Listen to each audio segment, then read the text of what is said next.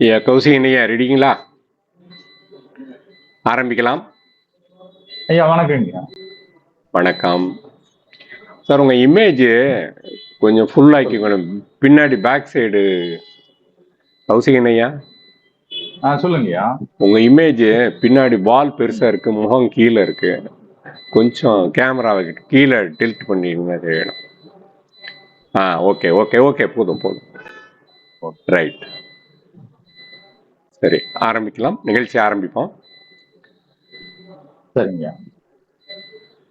படாது மழை பெய்தாலும் விடாது ஸ்டார் ஜோதிட தளம் இயங்கும். உங்கள் அனைவருக்கும் எனது முதற்கண் இனிய தீபாவளி நல்வாழ்த்துக்கள், அட்வான்ஸ் வாழ்த்துக்கள். எனது பெயர் நாகராஜன் ராமசுவாமி. உங்கள் அனைவரும் பேருக்கு பரிச்சயமாயிருக்கும். ஸ்டார் அகாடமி தளத்தோட இணைந்து செயல்படும் ஜோதிட ஆசிரியர். இன்றைக்கு நாம் கோவை மாவட்டத்தைச் சேர்ந்த வெள்ளலூர் கிராம கௌசிகன் சசிகுமார் ஐயா அவர்களை நமது ஸ்டார் அகாடமி தளத்திற்கு வருக வருக என வரவேற்கிறோம். ஐயாவை பற்றி முதல்ல சிறிய அறிமுகம். அவர் ஜோதிடத்தில் மிகுந்த ஆர்வம் கொண்டவர். எந்த அளவுக்கு ஆர்வம் கொண்டவர்னா, ஃபார்மல் இன்ஃபார்மல் முறை சார்ந்த ஜோதிடத்திலையும் அவர் பயிற்சி பெற்றவர். முறைசாரா ஜோதிட பயிற்சியிலையும் நிறைந்த பயிற்சி பெற்றவர். எம்ஏ அஸ்ட்ராலஜி முடிச்சிருக்காரு. அவர் ஜோதிடங்கள் பற்றி ஏற்கனவே நிறைய ஜோதிட வகுப்புகள், ஆன்லைன் ஜோதிட வகுப்புகள், குறிப்பாக நட்சத்திரங்களை பற்றி நிறைய எடுத்திருக்காரு. அது அந்த கோவை மாவட்டத்தில் உள்ளவங்களுக்கு அவரை பற்றி நல்லா தெரியும். அதுபோக அவர் ஒரு புத்தக பதிப்பாளர், கௌசிகம் பதிப்பகம் சொல்லிட்டு ஒரு புத்தக பதிப்பு நிலையம் வச்சிருக்காரு. அதில் அவருடைய புத்தகம், ஜோதிட புத்தகமான நவகிரக நாயகனும் நவாம்சமும் அப்படின்னு ஒரு புத்தகம் போட்டிருக்காரு. அதுபோக இன்னொரு ஜோதிட நூல் தலவிருட்சமும் நட்சத்திரமும் அப்படின்னு இன்னொரு இதுவும் போட்டிருக்காரு. என்ன, அதனால அவர் ஜோதிட துறையில் மிகவும் பரிச்சயமானவர். அவர் இன்னைக்கு நமது ஸ்டார் அகாடமி தளத்தில் இணைந்து சதுர்த்தாம்சம் அப்படிங்கிறத பற்றி நமக்கு கருத்துக்கள், அவரது ஜோதிட கருத்துக்களை நமக்கு கொடுக்க இருக்கார். ஸ்டார் அகாடமி என்பது தமிழகம் எங்கும் உள்ள பற்பல ஜோதிட விற்பனர்களை அவர்களுடைய திறமைகளை காட்டுவதற்கு எல்லா வகையான முயற்சிகளையும் எடுத்து வருகிறது. இதுவரை வாரம் ஒரு நிகழ்ச்சி என இது 231வது வாரம் தொடர் நிகழ்ச்சி. இதுவரைக்கும் ஒரு வாரம் கூட விட்டு போகாம தொடர்ந்து நடத்தப்பட்டு வருகிறது. அதில் இன்று கௌசிகன் சசிகுமார் ஐயா இணைந்திருக்காரு. அவர் சதுர்த்தாம்சத்தை பற்றி இன்றைக்கு நமக்கு ஜோதிட கருத்துக்களை சொல்ல போறாரு. நீங்க எல்லாரும் உங்க இதை மியூட் பண்ணிக்கோங்க. அவரு பாடத்தை ஆரம்பிக்கட்டும். முடித்த உடனே 1 மணி அளவில் முடித்துருவாரு. முடித்த உடனே நீங்க உங்களுக்கு உண்டான சந்தேகங்களை கேட்டு தெளிவு பெறலாம். தளத்தை கௌசிகன் ஐயாவிடம் ஒப்படைக்கிறேன். ஐயா கௌசிகன் சசிகுமார் அவர்கள் சதுர்த்தாம்சம் பற்றி உங்களுடைய ஜோதிட கருத்துக்களை தாராளமாக தளத்தில் பதிவு செய்யலாம். வணக்கம் ஐயா, அனைவருக்கும் வணக்கம். நம்ம இப்போ அவரை ஹைலைட் ஒரு மணி வணக்கம் ஐயா.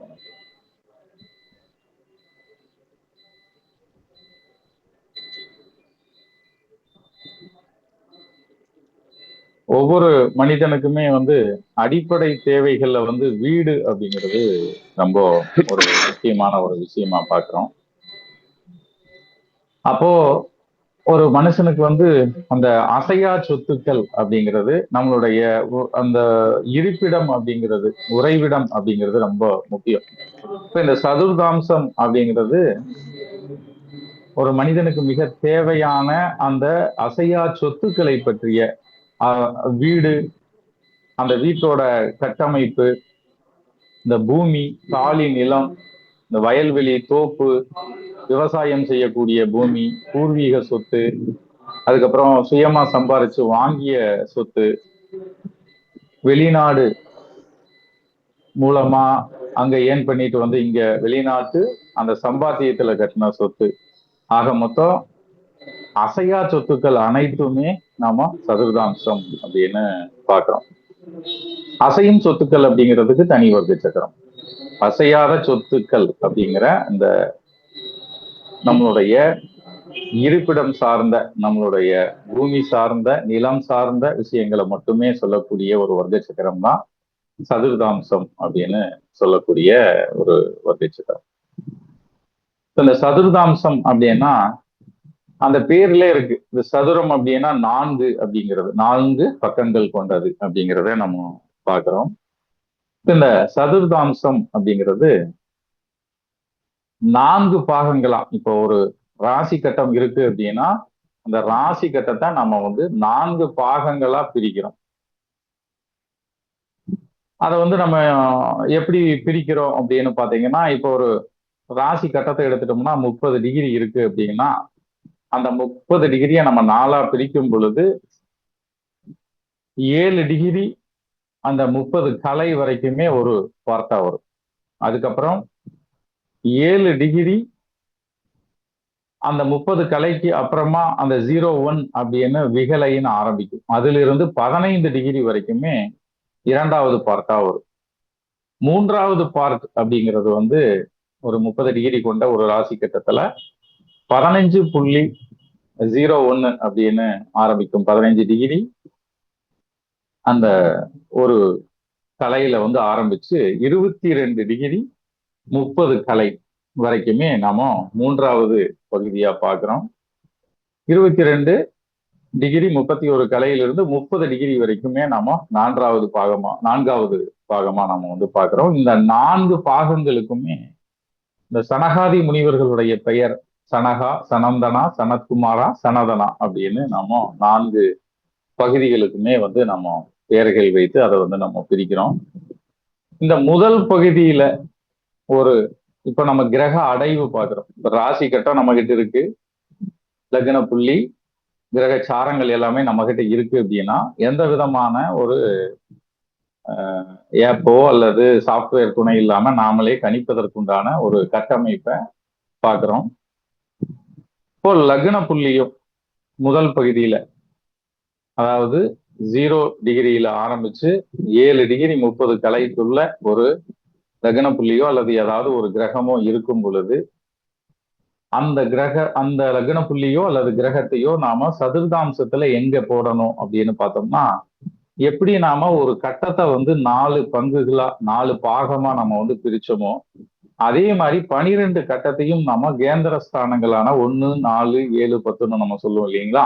அந்த மாதிரி முதல் சனகான்னு சொல்லக்கூடிய அந்த பகுதியில இருக்கக்கூடிய லக்ன புள்ளியோ அல்லது கிரகம் வந்து அங்க இருந்தாலோ நம்ம சதுர்தாம்சத்துல போர்ட்ல வந்து 2வது போர்ட்ல வந்து பாத்தீங்கன்னா ஒரு கிரகம் இருக்கு அப்படின்னா, உதாரணத்துக்கு ஒரு 8 டிகிரியில இருக்கு அப்படின்னா நம்ம இந்த டிகிரி கணக்கு வந்து பாத்தீங்கன்னா, இப்ப உதாரணத்துக்கு நம்ம ஒரு 4 கட்டங்கள் தள்ளி போயிட்டோம் அப்படின்னா டிகிரி வந்து பாத்தீங்கன்னா அந்த 30 டிகிரி கூடி வரும். ஆனா நம்ம எல்லாத்தையும் லெஸ் பண்ணிட்டு அந்த 30 டிகிரிக்குள்ள இருக்கிற பாகை எடுத்துட்டு நீங்க மல்டிப்ளை பண்ணிக்கணும். மல்டிப்ளை பண்ணும் பொழுது 30களுக்கு மேல வரும் பொழுது அந்த ஒரு சுபகிரகங்கள் 3வது வீட்டுல சுபகிரகங்கள் இருந்தாலும் கூட ஒரு வீட்டுல 2 வருஷம் 3 வருஷம் இருக்காங்க. அசுப கிரகங்கள் இருக்கும் பொழுது ஒரு வருஷத்துக்குள்ளேயே அவங்க 2-3 வீடு மாறக்கூடிய சூழல்கள் வந்து ஏற்படுது. இட மாற்றம் அப்படிங்கிறது பாக்குறோம். விற்கிறதுக்கு முயற்சி பண்றாங்க. 3வது வீட்டுல அசுப கிரகங்கள் இருக்கும் போது விற்கிறதுக்கு முயற்சி பண்றாங்க. முடிஞ்ச வரைக்குமே தன்னுடைய சொத்துக்களை தன்னுடைய சுய முயற்சியால அழிச்சிடுறாங்க. இந்த சொத்து அழிச்சுட்டான் அப்படின்ட்டு எல்லாம் நம்ம ஒருத்தர் மேல சொல்லுவோம், பழி போடுவோம், அவரை பத்தி நம்ம பேசுவோம். இந்த மாதிரி 3வது பாவத்துல, சதுர்தாம்சத்தின் 3வது பாவத்துல வந்து அசுப கிரகங்கள் இருக்கும் பொழுது மற்றவங்களுக்கு வீட்டை விட்டு கொடுத்துட்டு ஒதுங்குறது அல்லது வீட்டை விட்டு வெளியேறது, அது மாதிரியான விஷயங்கள் வந்து ஏற்படுது. இந்த 3ல ஒரு கிரகம் இருக்கு அப்படின்னா அந்த கிரகத்தை வச்சுதான் வந்து நம்மளோட சொத்தை பங்கிட்டு கொள்பவர்கள். ஏன்னா 3ஆம் பாவம் அப்படிங்கிறது சதுர்தாம்சத்துல நம்மோட சொத்தை பங்கிட்டுக் கொள்ளும் சகோதர உறவு அப்படிங்கிறதையும் நாம இங்க பாக்குறோம். உறவினர்கள் உறவு அப்படிங்கிறதையும் இங்க வந்து பாக்குறோம். 3 குடையவர் கேந்திரத்துல இருக்கும் பொழுது நம்ம சொத்து வந்து கேட்டாதான் கிடைக்கும். சொத்தின் மேல நாம உரிமை கொண்டாடணும். 3 குடையவர் 3, 6, 12 இருக்கும் பொழுது அந்த சொத்துல வந்து வில்லங்கம் இருப்பதற்கும் அந்த சொத்தை விட்டு நாம வெளியேறுவதற்கும் உண்டான சூழல்கள் ஏற்படும் அப்படிங்கிறத நாம பார்க்கிறோம். அடுத்து நாம 4ஆம் பாவம் பார்க்கிறோம். 4ஆம் பாவம் அப்படிங்கிறதும் சதுர்தாம்சத்துல லக்னம் அப்படிங்கிறதும் ஒரு ஜாதகத்துல ரொம்ப முக்கியமா இந்த வீடுகளை பார்த்துதான் அவருடைய அசையா சொத்துக்களுடைய வேல்யூஷனை நம்ம எடுக்கிறதுக்கு, அவருக்கு எத்தனை சொத்து, அவருடைய சொத்துக்களோட வேல்யூ எவ்வளோன்னு கால்குலேஷன் பண்றதுக்கு இந்த 4ஆம் பாவம் ரொம்ப முக்கியம், லக்னமும் முக்கியம். 4ஆம் பாவம் அப்படிங்கிறது அந்த வீட்டுக்குள்ள நம்மளுக்கு அந்த வீட்டோட சூழல் அப்படின்னு பார்க்கலாம், வீட்டோட வாஸ்து அப்படின்னு பார்க்கலாம், வீட்டோட சுகம் அப்படின்னு பார்க்கலாம், வீட்டோட அமைதி, அந்த அமைப்பு, அந்த வீட்டோட அமைப்புனால நம்மளுக்கு கிடைக்கக்கூடிய அமைதி, மன அமைதி, இல்லைன்னா சந்தோஷம் அப்படின்னு பார்க்கிறோம். அந்த வீட்டுக்குள்ள கிடைக்கக்கூடிய சந்தோஷம் அப்படின்னு பார்க்கிறோம். இந்த 4வது வீட்டுல, சதுர்தாம்சத்தினுடைய 4வது வீட்டுல அசுப கிரகங்கள் இருக்கும் பொழுது நம்மளுடைய மகிழ்ச்சிக்கு ஒரு தடை வருது, பாதிப்புகள் ஏற்படுது, நம்ம நிறைய இழப்புகளை வந்து நம்ம சந்திக்கிறோம், அந்த மாதிரி பார்க்கிறோம். இப்ப 4ல் சூரியன் இருக்கும் பொழுது, 4ல் சூரியன் இருக்கும் பொழுது ஒரு அரசாங்க 4ல் சூரியன் இருக்கும் பொழுது, 4ல் சந்திரன் இருக்கும் பொழுது தாயுடைய வழியில கிடைச்ச சொத்து, அம்மா பேச்ச மீற மாட்டாங்க அப்படிங்கிற மாதிரி சொல்லலாம். நீர்நிலைகளுக்கு பக்கத்துல, அம்மன் கோயில்களுக்கு பக்கத்துல அப்படின்ட்டுலாம் பார்க்கிறோம். புதன் 4ல் புதன் இருக்கும் பொழுது அதிகமான புத்தகங்களை வீட்டுல வச்சிருப்பாரு, அந்த வீடு வந்து ஒரு லைப்ரரி மாதிரியே இருக்கும் அப்படிங்கிற மாதிரி பார்க்கிறோம். ஆனா வீட்டை ரொம்ப சுத்தமா வச்சிருப்பார் 4ல் புதன் இருக்கிறவங்க அப்படின்னு பார்க்கிறோம். இப்ப 4வது வீடு 4 குடையவர் இவங்க எல்லாமே 3, 6, 8, 12 பாவ தொடர்பு ஏற்படும் பொழுது என்ன ஆகுது அப்படின்னா இந்த சொத்துல வந்து பிரச்சனைகளும் விரயமும் ஏற்படுது அப்படிங்கிறத நம்ம பார்க்கிறோம். இப்ப 4ல் சனி ராகு இருக்கும் பொழுது, சனி இருக்கும் பொழுது ஒரு மாதிரியான ஒரு அமைதி கிடைக்கும். இந்த ராகு இருக்கும் பொழுது அந்த அமைதி எப்படின்னா நம்மளைய வந்து நிம்மதியை குலைக்கிற மாதிரியான ஒரு அமைதியா இருக்கும். ஆனா சனி இருக்கும் பொழுது அந்த அமைதி வந்து நம்மளுக்கு ஒரு ஆன்மீக ஆற்றலை கொடுக்கும். நம்ம ரொம்ப ஸ்லோவா ரொம்ப அமைதியா இருக்கிறதுனால வேற யாருக்கும் எந்த ஒரு பிரச்சனையும் இருக்காது. ஆனா இந்த 4வது வீட்டுல ராகு இருக்கும் பொழுது அது அமைதியா தான் இருக்கும், ஆனா அந்த அமைதி மற்றவங்களுக்கு மிகுந்த மனக்குடைச்சலை கொடுக்கும். 4ல் குரு அப்படிங்கிறது வந்து தெய்வ கடாட்சம் அப்படின்னு பார்க்கிறோம். குழந்தைகள் நிரம்பி ஒரு கூட்டு குடும்பமா இருக்கக்கூடிய ஒரு அமைப்பை வந்து பார்க்கிறோம். 4ல் சுக்கிரன் அப்படிங்கிறது கலைநயமான ஆடம்பரமான ஒரு நல்ல, அந்த வீட்டுக்குள்ள போனாலே ஒரு நல்ல வாசனை வரும். அப்போ 4வது வீடு, சதுர்தாம்சத்துல 4வது வீடு பார்த்துட்டு இருந்தோம். 4ல் அசுபர் இருந்தா இடம் மாற்றங்களை கொடுக்கும் அப்படின்னு பார்க்கிறோம். 4ல் மாந்தி இருப்பது பிரேத தோஷம் அப்படிங்கிற மாதிரியும் பார்க்கிறோம். இந்த 4வது வீடு அப்படிங்கும் பொழுது நம்ம என்ன பார்க்கிறோம்னா ரொம்ப மெயினா ஒரு சிலர் வந்து கேட்பாங்க, இந்த ஒரு சிலர் எல்லாம் கேட்கறாங்க, இந்த குதிரை வளர்க்குற யோகம் எனக்கு இருக்கா அப்படின்னு கேட்கிறாங்க. அந்த கேரளாவில எல்லாம் யானை வளர்த்துற அந்த ஒரு சில வீடுகள்ல யானை வந்து வளர்க்குறாங்க. அப்ப அதுக்கு வந்து நம்ம சதுர்தாம்சத்துல இந்த 4வது வீட்டை தான் பார்க்கிறோம். இந்த 4வது வீட்டுல அது 4வது வீடு அல்லது 4வது வீட்டுக்கு உடையவர், அதாவது 4க்கு உடையவர் அஸ்வினி சதயம் தொடர்பு பெறும் பொழுது அந்த குதிரை வளர்க்கிற யோகம் இருக்கு அப்படிங்கிற மாதிரி பார்க்கிறோம். அதே மாதிரி நாம பரணி ரேவதிய அந்த யானை வளர்க்கக்கூடிய யோகம் அப்படின்னு பார்க்கிறோம். அதுல 10 குடையவரும் டச் ஆகும் பொழுது அந்த யானையை வைத்து அவங்க பிசினஸ் பண்ணுவாங்க, வாடகை கொடுவாங்க, யானைய வந்து வாடகை கொடுறது அப்படின்னு பார்க்கிறோம். ஒரு சிலர் சொல்லுவாங்க இந்த மாதிரி அமைப்பு இருக்கு, அந்த மாதிரி எனக்கு யோகம் இல்லைன்னு சொன்னோம்னா அந்த குதிரை வளர்க்குறவங்களுக்கோ அல்லது யானை வளர்க்குற வீட்டுக்கு ஏதாவது ஒரு வகையில தொடர்பு இருப்பாங்க. யானை பாகனா இருப்பாங்க, குதிரை லாயத்தை பார்க்குறவங்களா இருப்பாங்க. அது அந்த கிரகத்தினுடைய சுபத்தன்மை அசுபத்தன்மையை பொறுத்து அவங்களுக்கு அந்த யோகம் அது அது பாசிட்டிவா இருக்கும் பொழுது அவங்க குதிரை வளர்க்குறவங்களா இருப்பாங்க. அந்த யோகம் இருந்து அதனுடைய மதிப்பு குறைவாக இருக்கும் பொழுது அந்த குதிரைக்கு வேணுங்கிற குதிரையை பார்த்துக்கிறது, லாயத்தை பார்த்துக்கிறது, அதுல குதிரைக்கு வேணுங்கிற தீவனங்களை சப்ளை பண்றவங்களா இருப்பாங்க. ஸோ அந்த மாதிரி நாம பார்க்கிறோம். சரிங்களா? அடுத்தது நாம என்ன பார்க்கிறோம்னா 5வது பாவத்தை பார்க்கிறோம். சதுர்தாம்சத்துல 5வது பாவம் அப்படிங்கிறது பூர்வ புண்ணிய, அதாவது குழந்தைகளுடைய பங்களிப்பு. அந்த சொத்து வாங்குறதுக்கோ அல்லது அந்த சொத்தை நம்ம வச்சிருக்கிறதுக்கோ அந்த குழந்தைகளுடைய பங்களிப்பு இருக்கும் அப்படின்னு பார்க்கிறோம். ஆசீர்வாதம் நிறைந்த ஒரு இடமா நம்ம 5வது பாவத்தை பார்க்கிறோம். பாதுகாப்பு பத்தியும் நம்ம பார்க்கிறோம். 5ஆம் பாவமும் 6ஆம் பாவமும் தொடர்பு. அதாவது 5 குடையவர் 6ல, 6 குடையவர் 5ல, இந்த மாதிரி எல்லாம் இருக்கும் பொழுது அந்த வீட்டு குழந்தைகளே எதிரிகளா மாறுவது அப்படிங்கிற மாதிரியான ஒரு இருக்கு. நம்ம முக்கியமா சதுர்தாம்சத்துல 5வது வீட்டுல குரு மாந்தி இருக்கும் பொழுது புத்திர பாக்கிய தடை ஏற்படுது. ஸோ அப்போ ஒரு சிலர்லாம் பாத்தீங்கன்னா சொந்த வீட்டுல இருப்பாங்க, அதுக்கப்புறம் அவங்க வீடு மாறி போனதுக்கு அப்புறமா அவங்களுக்கு குழந்தை பிறப்பு அப்படிங்கிறது ஏற்படும். அப்போ ஒரு டாக்குமெண்ட் ஹோல்டர் யாரோ அவர் ஒரு யங்கர் பர்சனா இருக்கு, அவரு இப்பதான் கல்யாணம் பண்ணியிருக்காரு அப்படிங்கும்போது அவருடைய பேர்ல தான் டாக்குமெண்ட் இருக்கு அப்படின்னா அவருடைய சதுர்தாம்சத்துல 5வது வீட்டுல குரு மாந்தி இருக்கும் பொழுது அவர் அந்த வீட்டை விட்டு வெளியே இருக்கிறது சிறப்பு அப்படிங்கிற மாதிரி நம்ம பார்க்கிறோம். அடுத்தது நம்ம ஒரு முக்கியமான பாவத்துக்கு வர 6ஆம் பாவம். இந்த 6ஆம் பாவம் அப்படிங்கிறதான் சதுர்தாம்சத்துல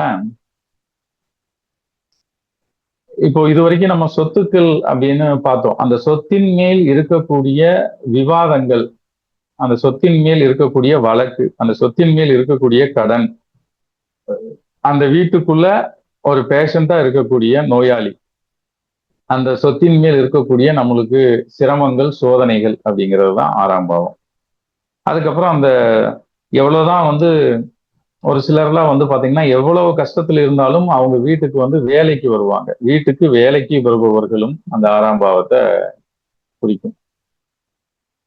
அப்போ அந்த 6ல பாத்தீங்க அப்படின்னா ஒரு சதுர்தாம்சத்துல 6ல ஒரு கிரகம் இருக்கு அப்படின்னா அந்த கிரக காரகத்துவம், உதாரணத்துக்கு சூரியன் இருக்கு அப்படின்னா நம்ம தந்தைன்னு எடுத்துக்கிறோம், சந்திரன் இருக்கு அப்படின்னா தாயின்னு எடுத்துக்கிறோம், புதன் அப்படின்னா அந்த வீட்டுடைய கடைசி குழந்தை அப்படின்னு எடுத்துக்கிறோம். அந்த மாதிரி ஒவ்வொரு கிரகத்துக்கும் ஒரு காரக உறவு அப்படிங்கிறது இருக்கு. இப்போ சதுர்தாம்சத்துல 6ஆம் பாவத்துல ஒரு கிரகம் இருக்கு அப்படின்னா அந்த காரக உறவினால சண்டை சச்சரவு இருக்கும், இல்லைன்னா அந்த காரக உறவு நோயால பாதிக்கப்பட்டிருப்பாங்க அப்படின்னு பாக்குறோம். பொதுவாகவே 6ஆம் பாவம் அப்படிங்கிறது பிரச்சனைகளின் பிஹெச்டி அப்படின்னு நம்ம பாக்குறோம். 6ஆம் பாவம் என்பது பிரச்சனைகளின் பிஹெச்டி அப்படின்னு நாம பார்க்கிறோம். 7ஆம் பாவம் அடுத்தது.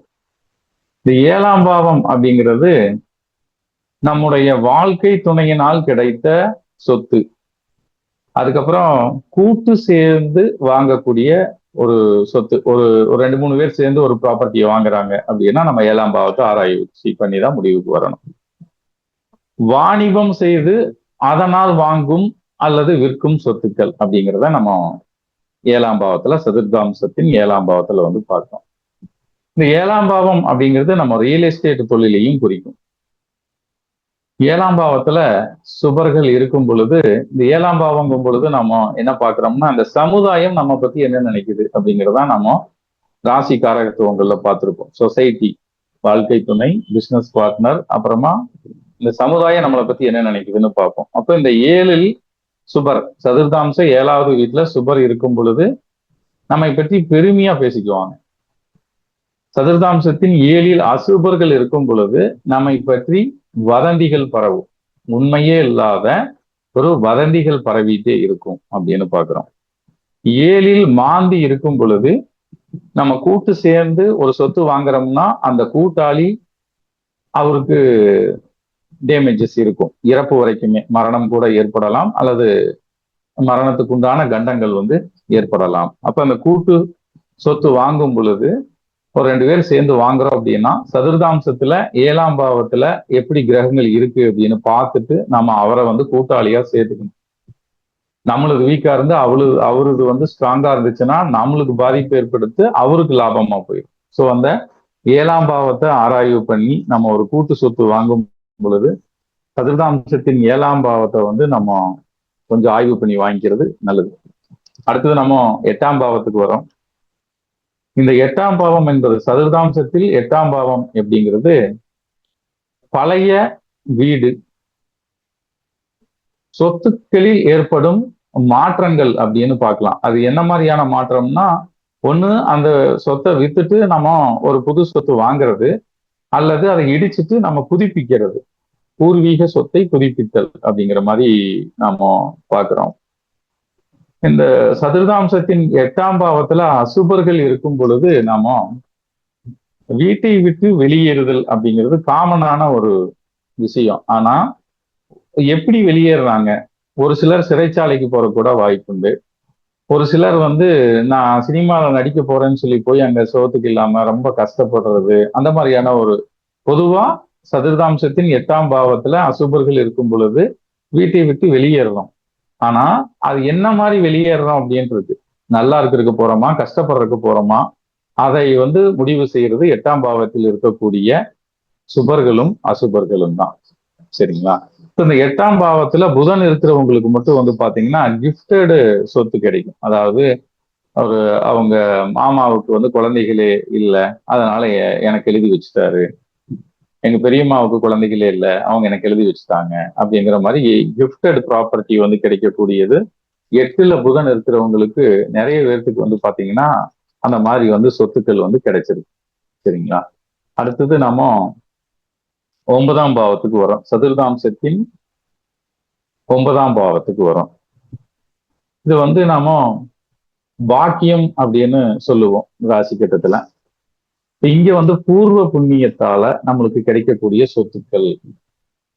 இந்த சொத்துக்கள்ல இது ஒரு பக்திமயமான ஒரு வீடு, ஒரு புகழ்பெற்ற ஒரு வீடு, தெய்வ கடாட்சம் நிறைந்த ஒரு வீடு அப்படின்னு பாக்குறோம். தந்தை வழியில கிடைச்சது, தந்தை வழி பாரம்பரிய சொத்து அப்படிங்கிற மாதிரியும் பாக்குறோம். இந்த 9ஆம் பாவத்தில் இருக்கக்கூடிய விஷயங்களை வைத்து அவரு இப்போ பார்த்தீங்கன்னா இப்போ ஒரு ஊர்ல வந்து இவர் வந்து போலீஸ்காரர் வீடு, போர்ட்ல வந்து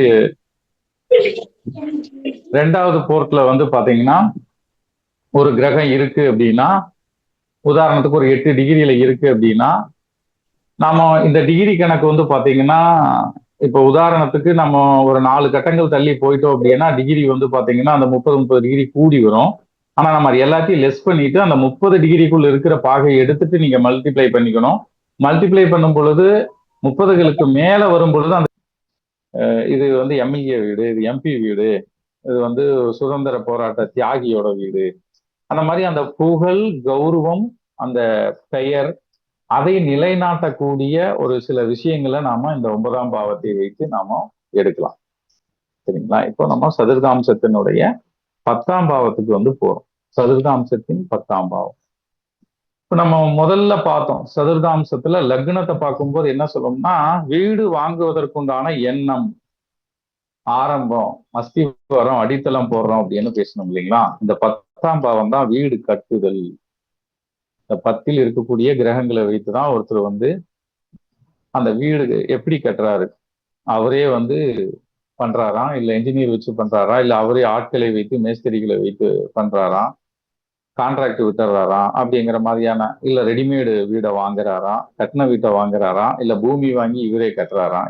இந்த முடிவுகள் எல்லாமே இந்த 10ஆம் பாவம் தான் முடிவு செய்யுது. 10ஆம் பாவம்ங்கிறது தான் வீடு கட்டுதல். எனக்கு வீடு கட்டுற யோகம் இருக்கா அப்படின்னா நம்ம சதுர்தாம்சத்துல 10ஆம் பாவத்தை தான் பார்க்கணும். அதுல செவ்வாயுடைய அமைப்பும் ரொம்ப முக்கியம் வீடு கட்டுறதுல. இப்போ இந்த 10ஆம் பாவம் அப்படிங்கிறது ஒரு வீடு அல்லது சொத்தை உருவாக்குவதற்குண்டான நிகழ்வுகள் நடக்கக்கூடிய ஒரு தளம். ஒரு சிலர் வந்து பாத்தீங்கன்னா, இப்ப உதாரணத்துக்கு வந்து செஸ்ல ஜெயிச்சாப்ல இல்லையா? பிரக்ஞானந்தாவுக்கு வந்து மகேந்திரா கம்பெனி ஆனந்த் சார் வந்து பாத்தீங்கன்னா, அவருக்கு ஒரு கார் குடுத்தாரு. அது வந்து அசையக்கூடிய சொத்து. அது நம்ம வந்து வர்க்க சக்கரங்கள்ல வேற வர்க்க சக்கரத்துல D16ல தான் பார்ப்போம். இப்போ ஒரு வீட்ட குடுத்திருந்தாருன்னா, அவர் செய்த சாதனைக்கு கிடைத்த ஒரு சொத்து அப்படின்னா, அது அது 10ஆம் பாவம் தான் சொல்லும். அதாவது நாம செய்கின்ற சாதனைகளுக்காகவோ அல்லது ஒரு சில விஷயங்களுக்காகவோ கிடைக்கக்கூடிய ஒரு சொத்து தான் அது வந்து வெகுமதி அப்படின்னு சொல்லலாம். அல்லது அரசாங்கமோ அல்லது தனி நபரோ நம்மளுக்கு கொடுக்கக்கூடிய பரிசு அல்லது வெகுமதி அப்படின்னு நம்ம எடுத்துக்கிறோம். இதுல வந்து நிறைய இப்போ இப்போ நம்ம சுப கிரகங்கள் அப்படிங்கும் பொழுது நம்ம இப்படி வெற்றிகளை கொண்டாடுறோம், சாதனைகளுக்கு உண்டான இந்த அசுப கிரகங்கள் அங்கும் போது வேற மாதிரி நிறைய விஷயங்கள் இருக்கு. பாத்தீங்கன்னா இப்ப அவர் ஏதாவது ஒரு விஷயத்துக்கு தவறான ஒரு விஷயத்த பண்ணியிருப்பாரு, அதனால இறந்திருப்பாரு. அதை நான் என்ன விஷயம்னு சொல்ல விரும்பல. 10 லட்சம் 20 லட்சம்லாம் வந்து கொடுக்குது, அரசாங்கம் கொடுக்குது, வீடு கட்டி கொடுக்குது, இந்த மாதிரி எல்லாம் பண்ணுது. சோ அப்போ அந்த 10 அந்த 10வது வீடு அந்த 10 குடையவர் எப்படி இருக்காருங்கிறத பொறுத்துதான் அவருக்கு கிடைக்கக்கூடிய அந்த அசையா சொத்துக்களுடைய அந்த வெகுமதிகள் அவர் சாதனைக்கு அல்லது அவர் செய்த மிகப்பெரிய தவறுக்கு கிடைத்த ஒரு சில தவறு செஞ்சாலும் கூட ஒரு கிஃப்ட் கொடுக்குறாங்க. இப்போ அது மாதிரி எல்லாம் நம்ம இப்போ நம்ம பேப்பர்ல பார்க்க வேண்டியதா இருக்கு. சோ அதனால வந்து நம்ம பார்க்கிறோம். 2வது ரொம்ப முக்கியமா இந்த 10ஆம் பாவத்துல நம்ம பார்க்கிறது என்னன்னா, தொழில் செய்து தன்னுடைய சொத்தை இழக்கிறது. தொழிலுக்கு வேண்டிய இந்த சொத்தை வித்து பண்றேன், அந்த சொத்தை வித்து பண்றேன், ஸோ சொத்து வீடு இது எல்லாத்தையும் வித்து வித்து தொழில் பண்ணி தொழில்னால ஒரு சொத்தை இழக்கிறாங்க அப்படின்னா நம்ம 10ஆம் பாவத்தை நம்ம பார்க்க வேண்டியதா இருக்கு. இப்போ ஒரு ஒரு சில விஷயங்கள் இப்போ நம்ம இந்த வெகுமதிகள் இதெல்லாமே பார்த்துட்டோம்.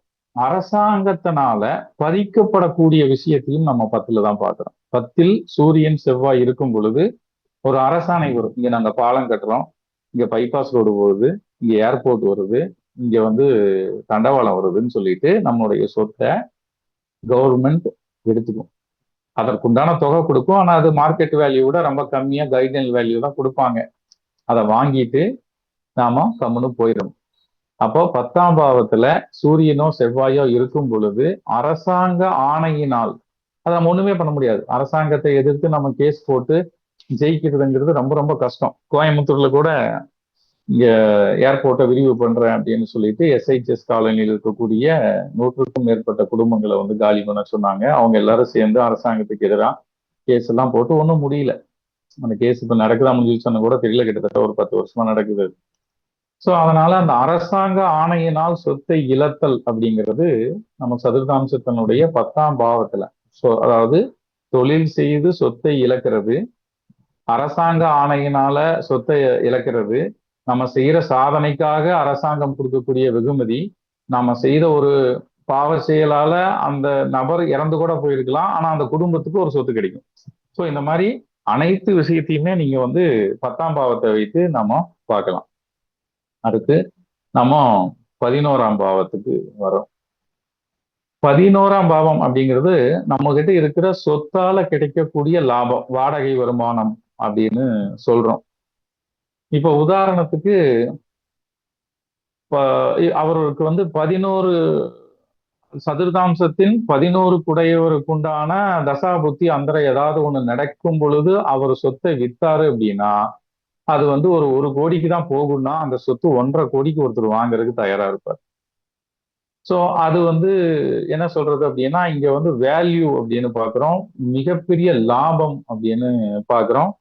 இப்ப வாடகைக்கே நம்ம வந்து விடுறோம் அப்படின்னா நம்ம வந்து மாசம் வந்து ஒரு 30,000 வாடகைன்னு சொன்னோம்னா 50,000 ரூபாய் நான் வாடகை கொடுக்குறேன்னு ஒரு பார்மா கம்பெனி வரும், ஒரு IT கம்பெனி வரும். சோ நம்ம என்ன வாடகை நம்ம கேட்கலாம் நினைக்கிறோமோ அதை விட அதிகமான வாடகை கிடைக்கும். சொத்தை வித்தாலும் 1 கோடி சொன்னோம்னா 1.5 கோடிக்கு வாங்குறதுக்கு ஆள் இருக்கும். ஒரு சிலர்லாம் வந்து 11ஆம் பாவம் கெட்டு போச்சு அப்படின்னா 1 கோடி ரூபாய் சொத்தை 50 லட்சம் ரூபாய்க்கு கூட வித்திருக்காங்க, அதுக்கு குறைவா கூட வித்திருக்காங்க. ஏன் அவங்களோட சொத்து ஏலம் கூட போயிருக்கு. சோ அதனால 11ஆம் பாவம் அப்படிங்கிறது சொத்தின் மேல இருக்கக்கூடிய அந்த மதிப்பு லாபம் தானே. 11 அப்படின்னாலே லாபம் அப்படின்னு நம்ம பார்க்கிறோம். 12ஆம் பாவம் அப்படிங்கிறது 2 விஷயம். நம்ம சொத்தை வந்து இழக்கிறது ஒண்ணு, விற்கிறது ஒண்ணு, வித்தா அது நம்மளுக்கு பணம் கிடைக்கிறது தான். ஆனா ஒரு சிலர் சொத்தை இழப்பாங்க. இழக்கிறதுங்கிறது வேற, விற்கிறதுங்கிறது வேற. இடமாற்றங்களும் ஏற்படும். ஒரு சிலர் துறவியா போவாங்க. எனக்கு தெரிஞ்சு ரீசனா ஒருத்தர் வந்து தன்னுடைய சொத்துக்களை வந்து யாருக்கோ வந்து ஒரு ரூபாய் மட்டும் வாங்கிட்டு கொடுத்துட்டு, அவர் இப்ப திருவண்ணாமலையில இருக்காரு. மிகப்பெரிய ப்ரொஃபசர் அவர். யூடியூப்ல எல்லாம் பேசுவார் அடிக்கடி.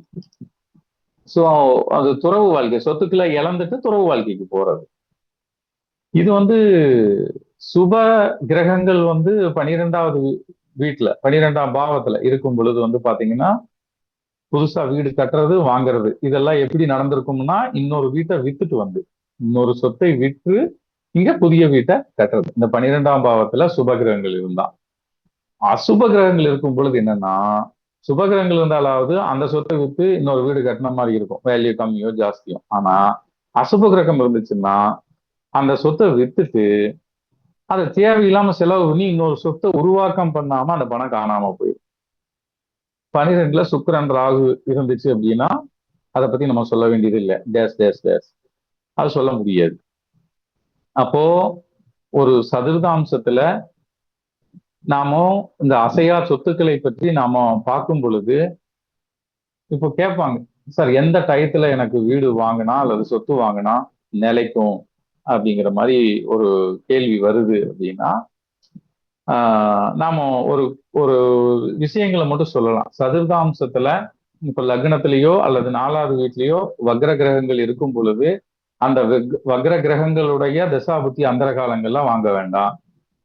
சதுர்தாம்சத்தின் 3, 6, 8, 12 அந்த வீடுகளுக்குண்டான அதிபதிகளுக்குண்டான தசாபுத்தி அந்தரங்கள்ல நீங்க புதிய வேலைகளை துவங்க வேண்டாம், வீடு வாங்க வேண்டாம், கட்டுறதுக்கு ஆரம்பிக்க வேண்டாம் அப்படிங்கிறது அட்வைஸ் பண்ணணும். நம்ம அந்த அட்வைஸ் பண்ணும் பொழுது அவங்களுக்கு வந்து கொஞ்சம் நம்ம பாசிட்டிவா அதை பத்தி பேசுற மாதிரி இருக்கும். அடுத்து நாம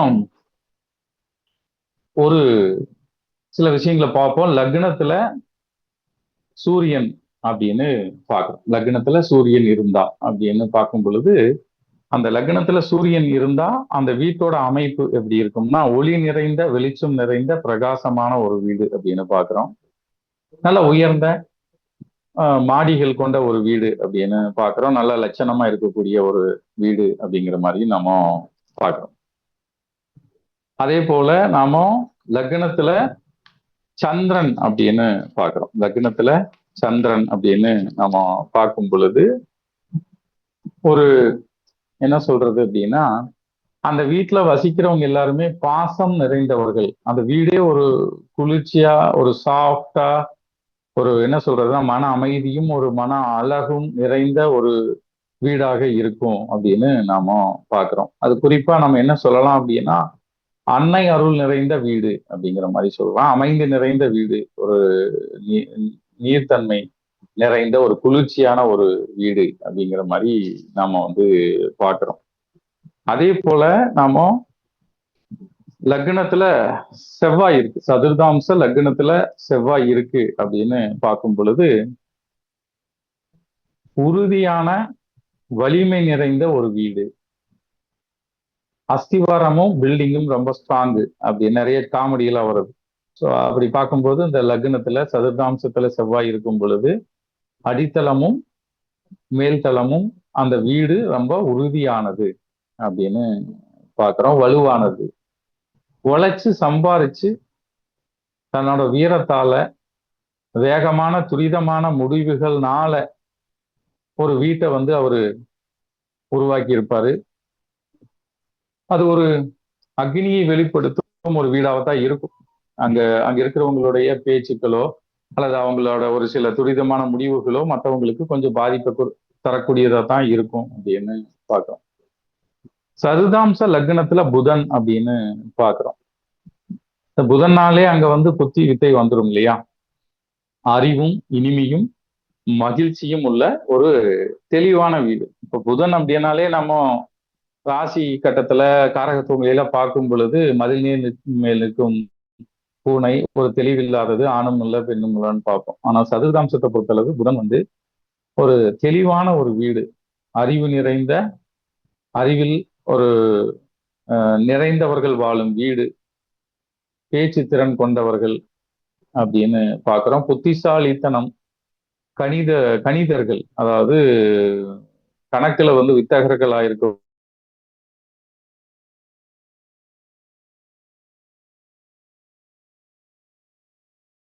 கொண்ட ஒரு அமைப்பை வந்து நம்ம பார்க்கிறோம். அடுத்து நம்ம லக்னத்துல குரு இருந்தா அந்த வீடு, சதுர்தாம்சத்தின் லக்னத்துல குரு இருந்தா அந்த வீடு எப்படி இருக்கு அப்படிங்கிற மாதிரி பாக்குறோம். குரு அப்படின்னாலே நம்ம என்ன சொல்றோம் அப்படின்னா, நம்மளோட வாழ்க்கைக்கு ஒரு நல்ல வழிகாட்டிகள் ஈஸியா கிடைச்சிருவாங்க. நிறைய பேரு குருவை தேடிட்டே இருப்பாங்க, கடைசி வரைக்கும் குரு அவங்களுக்கு கிடைக்கவே கிடைக்காது. ஆனா இந்த சதுர்தாம்ச லக்னத்துல குரு இருக்கிறவங்களுக்கு குருவே தேடி வீட்டுக்கு வந்து அவங்கள வந்து கைடு பண்ணக்கூடிய அமைப்பு. அதே மாதிரி குழந்தைகள் நிறைந்த வீடு பெருஞ்செல்வம். எத்தனை குழந்தைகள் இருந்தாலுமே அந்த சொத்தை பிரிச்சாலுமே அது வந்து நல்ல ஒரு பெரிய ப்ராப்பர்ட்டியா இருக்கக்கூடிய ஒரு அமைப்பு. தத்துவங்கள் நிறைந்த வீடு, ஞானம் நிறைந்த வீடு, செல்வமும் இருக்கும், ஞானமும் இருக்கும். அதே டைம்ல தர்மம் நிறைந்த வீடு, தர்மம் செய்வதற்குண்டான அமைப்பு இருக்கும். இது தெய்வ அம்சம் கொண்டது, தெய்வ வாஸ்து கொண்ட வீடு அப்படின்னு கூட சொல்லலாம். சதுர்தாம்சத்துல லக்னத்துல குரு இருக்கக்கூடிய வீடுகளை. சரிங்களா? அடுத்து நாம சதுர்தாம்ச லக்னத்துல சுக்கிரன் அப்படின்னு பாக்குறோம். சுக்கிரன் அப்படின்னு வந்துட்டாலே வந்து அங்க கலை, அழகு எல்லாமே வந்துடும்.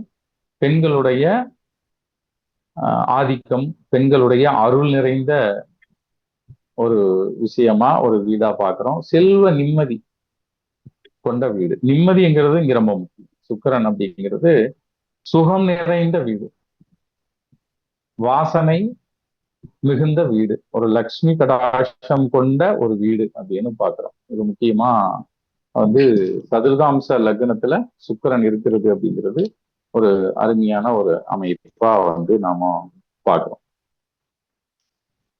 அதுக்கப்புறம் நம்ம சதுர்தாம்ச லக்னத்துல சனி அப்படின்னு பாக்குறோம். முதல்ல இந்த லக்னத்துல, சதுர்தாம்ச லக்னத்துல சனி இருக்கிறவங்களுக்கு சொத்தின் மேல் மிகப்பெரிய சோதனைகள், போராட்டங்கள் இதெல்லாமே இருந்தாலும் காலப்போக்கில் அது ஒரு நிலைத்த, நிறைந்த ஒரு அமைப்பான ஒரு நிலையான ஒரு சொத்தா அவங்களுக்கு மாறிடும்.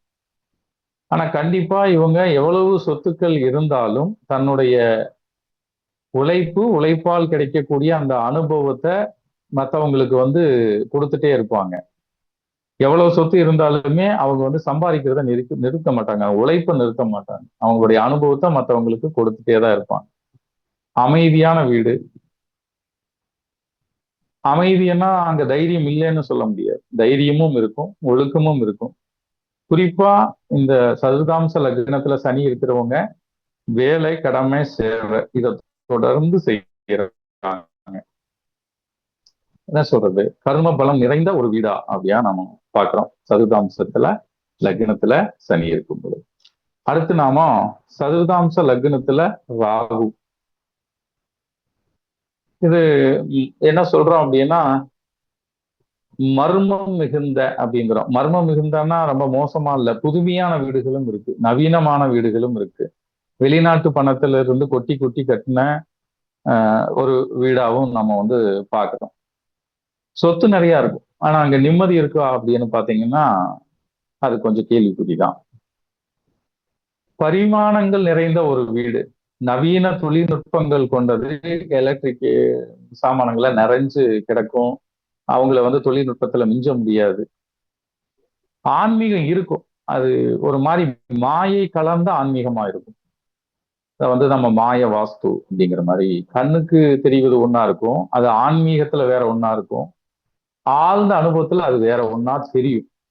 இந்த லக்னத்தில் ராகு என்பது ஒரு மாய மர்மமான நவீனமான ஒரு வாஸ்து வீடுன்னு பார்க்கிறோம். அது மாய வாஸ்து அப்படிங்கிற மாதிரி நம்ம பார்க்கிறோம். அதே மாதிரி சதுர்தாம்ச லக்னத்தில் கேது அப்படிங்கிறது. கேது அப்படின்னாலே வந்து நம்ம ஞானத்தின் உச்சம் வந்து பாத்தீங்கன்னா இந்த ஸ்பிரிச்சுவல் பிளாஸ்ட் அப்படின்னு சொல்லுவாங்க, ஞானம் அடைதல், தியானம் நிறைந்த ஒரு வீடு அப்படின்னு சொல்லலாம். ஒரு சில ஆத்மாக்கள் வசிக்கும், அது ஆவின்னு சொல்லலாம், ஆத்மான்னு சொல்லலாம். நல்ல ஆத்மாக்கள் கூட வசிக்கக்கூடிய ஒரு வீடு. அது குறிப்பா அந்த மோட்சத்தை நோக்கி செல்லக்கூடிய நபர்களுக்கு வந்து அந்த வீட்டில் இருக்கிறவங்க யாரோ ஒருத்தர் வந்து ஞானத்தை தேடி மோட்சத்தை தேடி செல்லக்கூடிய ஒரு அமைப்பு வந்து உண்டு. தெய்வ அனுகூலம் வந்து கண்டிப்பா உண்டு. இங்க அதிகமான அமைதி இருக்கு. ராகு வீட்டுல இருக்கக்கூடிய அமைதி வேற, அது மர்ம அமைதி. இது வந்து தியான அமைதி அப்படின்னு பார்க்கிறோம். இப்ப நாம சதுர்தாம்சத்தை பத்தி ஒரு சில விஷயங்களை வந்து நம்ம பார்த்தோம். சதுர்தாம்சம் ராசி கட்டத்துல ஒரு நம்ம லக்ன புள்ளி அந்த கிரக டிகிரி எல்லாம் இருந்தா எப்படி நாமளே ஒரு கட்டமைப்பு அமைத்துக் கொள்வது அப்படிங்கிறதையும் வந்து பார்த்தோம். அதுக்கப்புறம் பாவங்களை பத்தி பார்த்தோம் நாம. அதுக்கு அடுத்து நாம 12 பாவங்கள்ல லக்னத்துல மட்டும் கிரகங்கள் இருந்தா எப்படி அப்படிங்கிறதையும் தேவையில்லாத பொருட்களை போட்டு எரிக்கிற அக்னி, குப்பைகளை எரிக்கிறது, அந்த மாதிரி பார்க்கிறோம்.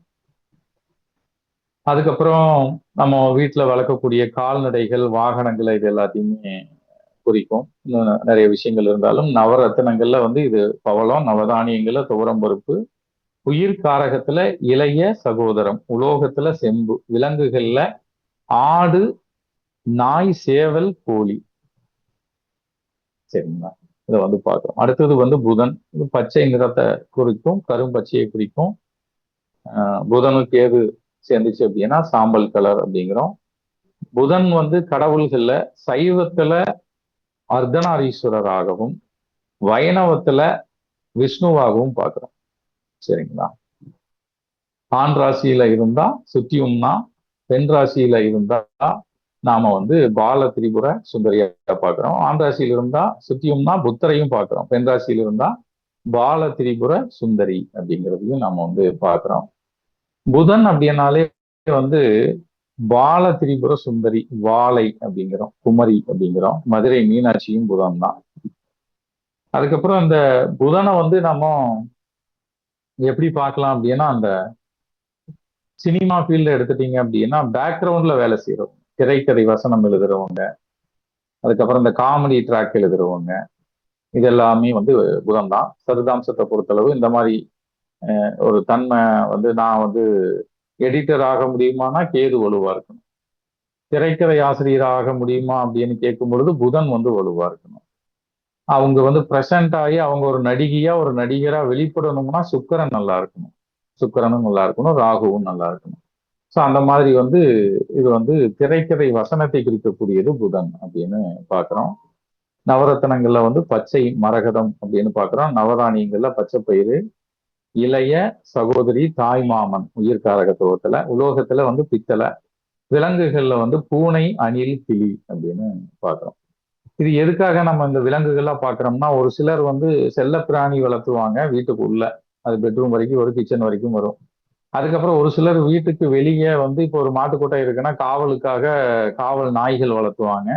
போர்ட்டிகோல ஒரு சில பெட்ஸ் வந்து வளர்த்துவாங்க. ஸோ அதனால நம்ம வளர்ப்பு பிராணினா என்ன, செல்ல பிராணி என்னன்னு தெரிஞ்சுக்கிட்டு பார்த்து சொல்றதுக்கு இந்த மாதிரி புதனுடைய விலங்குகள் என்ன, சுக்கிரனுடைய விலங்குகள் என்ன, இதெல்லாம் நம்ம தெரிஞ்சிருக்கிறது நல்லது. சுக்கிரன் அப்படின்னா நிறங்கள்ல வெண்பட்டு அப்படின்னு பார்க்கிறோம். மெட்டீரியல்ல வந்து சில்க் அப்படின்னு பார்க்கிறோம். மெட்டாலிக் சில்வர், பிங்க் கலர் எல்லாமே சுக்கிரன் அப்படின்னு பார்க்கிறோம். அதாவது லைட்டா மின்னக்கூடிய லைட் கலர்ஸ், அப்புறம் மின்னக்கூடிய கலர்கள் எல்லாமே சுக்கிரன் அப்படின்னு பார்க்கிறோம். சுக்கிரன்னா கடவுள்ல சைவத்துல சுக்கராச்சாரியாராகவும் வைணவத்துல பரசுராமராகவும் பார்க்கிறோம். சுக்கிரன் ஆண் ராசியில இருந்தா மன்மதனாகவும், பெண் ராசியில இருந்தா மகாலட்சுமியாகவும் நாம பார்க்கணும் அப்படின்னு பார்க்கிறோம். சுக்கிரன் அப்படிங்கிறது வந்து நம்ம மோஸ்ட்லி ஒரு ஜாதகத்துல சுக்கிரன்னாலே மனைவி அப்படிங்கிற மாதிரியான அமைப்புல பார்ப்போம். பட்டு துணிகள் அப்படின்னு பார்க்கிறோம், இனிப்புகள். இப்போ கிரகப்பிரவேசம் அப்படிங்கிற இடத்துல வந்தா சுக்கிரனை எப்படி பார்க்கிறோம்னா காலியிடம் புதன் அப்படின்னு பார்க்கிறோம். பூமிக்குண்டான காரக கிரகம் செவ்வாய்ன்னு பார்க்கிறோம். செவ்வாய் கேது கட்டடம், செவ்வாய் சனி கேது அந்த கட்டடங்கள் அப்படின்னு பார்க்கிறோம். வேலையெல்லாம் முடிஞ்சு பினிஷிங் ஆகி ஒரு வீட்டுக்குள்ள ஒரு பெண்மணி போய் பால் காய்ச்சிட்டாங்கன்னா அது சுக்கிர வீடு அப்படிங்கிறோம். இப்போ கிரகப்பிரவேசம் அப்படிங்கிறதே அதுதான். அப்ப சுக்கிரன் அப்படிங்கிறத நம்ம பார்க்கிறோம். சுக்கிரன் அப்படிங்கிறது கலைகள், அந்த ஓவியங்கள், கலைகள்ல வந்து மிக சிறந்த ஒரு கலைநயவாதியா இருக்கணும்னா சுக்கிரன் வந்து நல்லா இருக்கணும் அப்படிங்கிறத நம்ம பார்க்கிறோம். நவரத்னங்கள்ல வைரம், நவதானியங்கள்ல மொச்சை அப்படின்னு பார்க்கிறோம். மொச்சக்கொட்டைன்னு சொல்லுவோம். உயிர் காரகத்துல மனைவி, மூத்த சகோதரி அப்படின்னு பார்க்கிறோம். அத்தை. உலோகத்துல வெள்ளி. இந்த ஆபரண தங்கத்துல 22 கேரட் தங்கம் வந்து சுக்கிரன், 24 கேரட் தங்கம் வந்து குரு. 24 கேரட் தங்கம்ங்கிறது வந்து பரிசுத்தமான பியூர் கோல்டு, அது வந்து குரு. இந்த 22 கேரட் அப்படிங்கிறது வந்து அதுல கொஞ்சம் செம்பு கலந்திருப்பாங்க. அப்பதான் அது வந்து நம்ம ஆபரண தங்கமா மாத்த முடியும். அது உடையாம வந்து இருக்கணும். சுத்த தங்கம் அப்படி இப்படி ஈஸியா உடைச்சிடலாம். அதை வடிவத்தை கொண்டு வர முடியாது. இப்ப 22 கேரட் கோல்டு அப்படிங்கிறது தான் வந்து பாத்தீங்கன்னா நாம சுக்கிரனா பார்க்கிறோம். வெள்ளியும் சுக்கிரனா வந்து நம்ம பார்க்கிறோம். விலங்குகள்ல வந்து பாத்தீங்க அப்படின்னா கன்றுடன் கூடிய மாடு அப்படின்னு பார்க்கிறோம். குதிரையும் நாம வந்து சுக்கிரனா தான் பார்க்கிறோம். அடுத்தது நம்ம சனி, சதுர்தாம்சத்தில் சனியுடைய விஷயங்களை பார்க்கிறோம். நிறங்கள்ல கருப்பு, கருநீலம். சனி அப்படின்னா கடவுள்கள்ல சனீஸ்வரனா பார்க்கிறோம் சைவத்துல. வைணவத்துல வந்து கூர்ம அவதாரமா பார்க்கிறோம். சனி ஆண் ராசியில இருந்தா கருப்பராயன், சாஸ்தா இதெல்லாம் சொல்றோம். பெண் ராசியில இருந்தா காளி அப்படின்னு பார்க்கிறோம். இப்போ பொதுவாகவே சனி அப்படின்னாலே முதியோர்களை குறிக்கும், வயோதிகர்களை குறிக்கும். சதுர்தாம்சத்துல முக்கியமான ஒரு இடங்கள்ல சனி இருக்கும் பொழுது அந்த வீட்டுல வயதானவர்கள் இருப்பாங்க. அதாவது 100 வயதுக்கு மேல நடமாட முடியலைன்னாலும் கூட ஓய்வுல அவங்க நகர முடியாம ஒரு இடத்துல இருந்துட்டே இருப்பாங்க அப்படின்னு வயோதிகர்களை குறிக்கும். உறவுகள்ல வந்து சித்தப்பா அப்படிங்கிறதையும் குறிக்கும், அண்ணனையும் குறிக்கும். நவரத்னத்துல நீலக்கல்னு பார்க்கிறோம். நவதானியத்துல சனி அப்படின்னா எள்ளு அப்படின்னு நாம பார்க்கிறோம். உலோகத்துல இரும்பு. விலங்குகள்ல வந்து பாத்தீங்கன்னா நிறைய இருக்கு. எருமை, ஆமை, முதலை, கரடி, பன்னி எல்லாமே வந்து நம்ம சனியுடைய அந்த விலங்குகளா நம்ம வந்து பார்க்கிறோம். அடுத்து நம்ம சதுர்தாம்சத்துல ராகு அப்படின்னு கிரகத்தை வந்து பார்க்கிறோம். நிறத்துல சாம்பல் கலர். அதுக்கப்புறம் அந்த பாம்பு சட்டை உரிக்கும் பாத்தீங்களா அந்த ஒரு கலர். அதுக்கப்புறம் ட்ரெஸ் மெட்டீரியல்ஸ்ல வந்து உடலை ஃபுல்லா மூடக்கூடிய அந்த படுதான்னு சொல்லுவாங்க, முஸ்லீம்ஸ்ல யூஸ் பண்ணுவாங்க. அது எல்லாமே நம்ம ராகு அப்படின்னு சொல்றோம். சைவத்துல ராகு அப்படிங்கிறது வந்து நாகநாதரா பார்க்கிறோம். வைணவத்துல வந்து வராக அவதாரமா பார்க்கிறோம். ராகு ஆண் ராசியில் இருக்கும் பொழுது நம்ம நாகேஸ்வரர் அப்படின்னு பார்க்கிறோம். பெண் ராசியில் இருக்கும் பொழுது வராகி சின்னமஸ்தா அப்படின்னு பார்க்கிறோம். ராகு அப்படின்னாலே பிரம்மாண்டம் தான். எலக்ட்ரானிக் பொருட்கள், கம்ப்யூட்டர், இந்த பிளாஸ்டிக் அழிக்க முடியாத ரீசைக்கிளிங் பண்ணிட்டே இருக்கக்கூடிய பொருட்கள் எல்லாமே ராகு அப்படின்னு பார்க்கிறோம். விஷ ஜந்துக்கள் எல்லாமே நம்ம ராகு அப்படின்னு பார்க்கிறோம். இன்டர்நெட் ராகு, தோல் பொருட்கள் நம்ம பார்க்கிறோம். அப்புறம் அடுக்குமாடி கட்டிடங்கள் அப்படின்னு பார்க்கிறோம். இது எல்லாமே ராகு. இப்போ ஒரு சிலர் கேள்வி கேட்பாங்க, நம்ம வந்து இந்த மாதிரி அபார்ட்மெண்ட் கட்டி வாடகை விடுற யோகம் இருக்கா அப்படின்னு கேட்கும் பொழுது நம்ம சதுர்தாம்சத்துல சுக்கிரனையும் ராகுவையும் பார்த்து தான் நம்ம வந்து ஓகே நீங்க வந்து தாராளமா அபார்ட்மெண்ட் கட்டி இது பண்ணலாம், சேல் பண்ணலாம் அல்லது வாடகை விடலாம் அப்படிங்கிற மாதிரி அமைப்புகளை நம்ம சொல்றதுக்கு இது வந்து பயன்படும். நவரத்னங்கள்ல ராகு அப்படிங்கிறது உயிர்காரகம், தந்தை.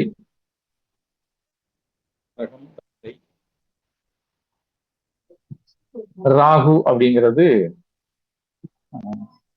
தந்தை வழி தாத்தா அப்படின்னு பாக்குறோம். உலோகத்துல காரியம், கருங்கல் இதெல்லாம் பாக்குறோம். விலங்குகள்ல ராகு அப்படின்னா பாம்பு, ஓநாய், விஷ ஊர்வன இந்த வந்து நம்ம சொல்றோம். கேது அப்படிங்கிறது நிறங்கள்ல பல வர்ணங்கள்.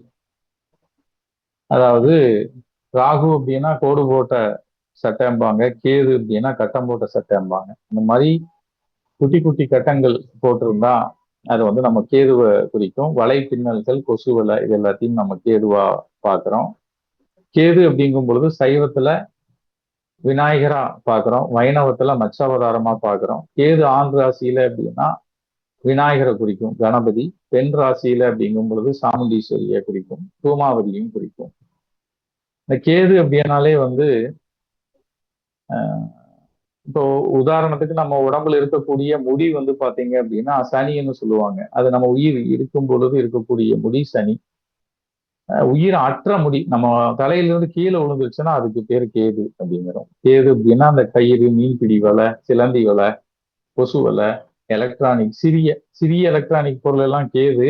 மிகப்பெரிய எலக்ட்ரானிக் பொருட்கள் எல்லாமே ராகு அப்படின்னு பாக்குறோம். கிறிஸ்டியானிட்டி அப்படிங்கிறது கேது அப்படிங்கிற மாதிரி பாக்குறோம். இந்த கரையான் கூற்று, மைக்ரோ பயாலஜிக்கல் இதெல்லாமே வந்து நம்ம கேது அப்படிங்கிற மாதிரி பாக்குறோம். நவரத்தனங்கள்ல வைடூரியம், நவதானியங்கள்ல கொள்ளு, உயிர் காரகத்துல தாய்வெளி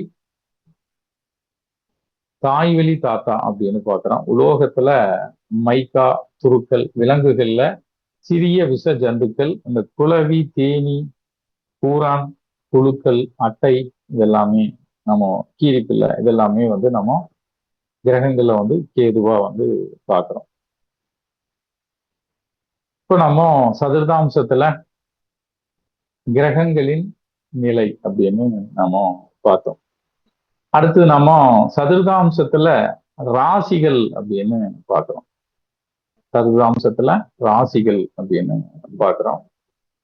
சதுர்தாம்சத்துல மேசம், மேச ராசியை வந்து நம்ம எடுக்கிறோம். நிறங்கள்ல சிகப்பு, பஞ்சபூத தத்துவத்துல நெருப்பு தத்துவம், அக்னி, சூரியன். மேசத்துல வந்து சூரியன் வந்து அங்க உச்சமடைகிறதுனால நாம வந்து அததான் உபயோகமான அக்னி அப்படிங்கிற மாதிரி சொல்றோம். சதுர்தாம்சத்துல மேசம் அப்படிங்கிறது அரசாங்க குடியிருப்புகள், அப்புறமா மலைகள் சார்ந்த இடம், மலையடிவாரம் அப்படின்னு பாக்குறோம். மேட்டுப்பாங்கான இடம், அப்புறம் அந்த ஆடு மாடுகள் வளர்த்தக்கூடிய மேய்ச்சல் நிலம் கொண்ட ஒரு ஒரு பகுதி அப்படிங்கிற மாதிரி பாக்குறோம். பாலடைந்த உபயோகம் இல்லாத வீடுகள் அதிகமாக இருக்கக்கூடிய பூமி அப்படிங்கிற மாதிரியும் பாக்குறோம். உஷ்ணம் மிகுந்தது அப்படின்னு பாக்குறோம். பயன்படுத்தப்படாத நிறைய இடங்களை வந்து நம்ம மேசமா பார்க்கிறோம். ரிஷபம் அப்படிங்கிறது நிறங்கள்ல வெண்மை, பட்டு கலர், அப்புறம் இன்னும் நிறங்கள். பஞ்சபூத தத்துவத்துல பூமி தத்துவம், மாட்டு தொழுவம், விவசாய பூமி அப்படின்னு பாக்குறோம். வயல்வெளிகள், பெரிய நிலப்பரப்புகள் அப்படின்னு பாக்குறோம். களிபன் பூமி, நெல் வயல் அப்படின்னு பாக்குறோம். மிருதுவான பூமி, கரும்பு தோட்டம், அந்த மாதிரி விவசாய நிலம், கால்நடை வளர்ப்புகள் உள்ள ஒரு பூமியாகவும் நம்ம ரிஷபத்தை வந்து பார்க்கிறோம். அடுத்து நம்ம சதுர்தாம்சத்தில் மிதுன ராசி அப்படின்னு பார்க்கிறோம். நிறங்கள்ல வெளிர் பச்சை, அதை நம்ம கிளிப்பச்சை கலர் அப்படின்னு சொல்லுவோம். பஞ்சபூத தத்துவத்துல வாயு தத்துவம் அப்படின்னு சொல்றோம். காற்றோட்டம் உள்ள ஒரு பூமி அப்படின்னு சொல்றோம். தோட்டம், நம்ம அந்த மாதிரி நாமளா உருவாக்கக்கூடிய வளர்க்கக்கூடிய அந்த அமைப்பு, செடி கொடிகளை அதிகமாக வச்சக்கூடியது. டியூஷன் எடுக்கிறது, அறிவை என்ன சொல்றது, அறிவை பரப்பும் இடம், அறிவை தரும் இடம் அப்படிங்கிற மாதிரி நம்ம பார்க்கிறோம். விளையாட்டு மைதானம் அப்படிங்கிற மாதிரியும் பார்க்கிறோம்.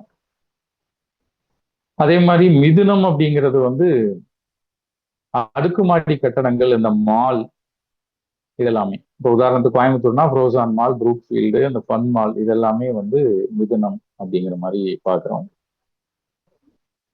ஒரு கோட்பாடு என்ன அப்படின்னா ஒரு சராசரியான கோட்பாடு தான். அப்படியும் இல்லாம இப்படியும் இல்லாம இருக்கிறது தான் மிதுனம் அப்படிங்கிற மாதிரி நம்ம பார்க்கிறோம். இந்த மிதுன வீட்டுக்கு வந்து பாத்தீங்கன்னா போகம் செய்யும் இடம் அப்படிங்கிற மாதிரி இருக்கு.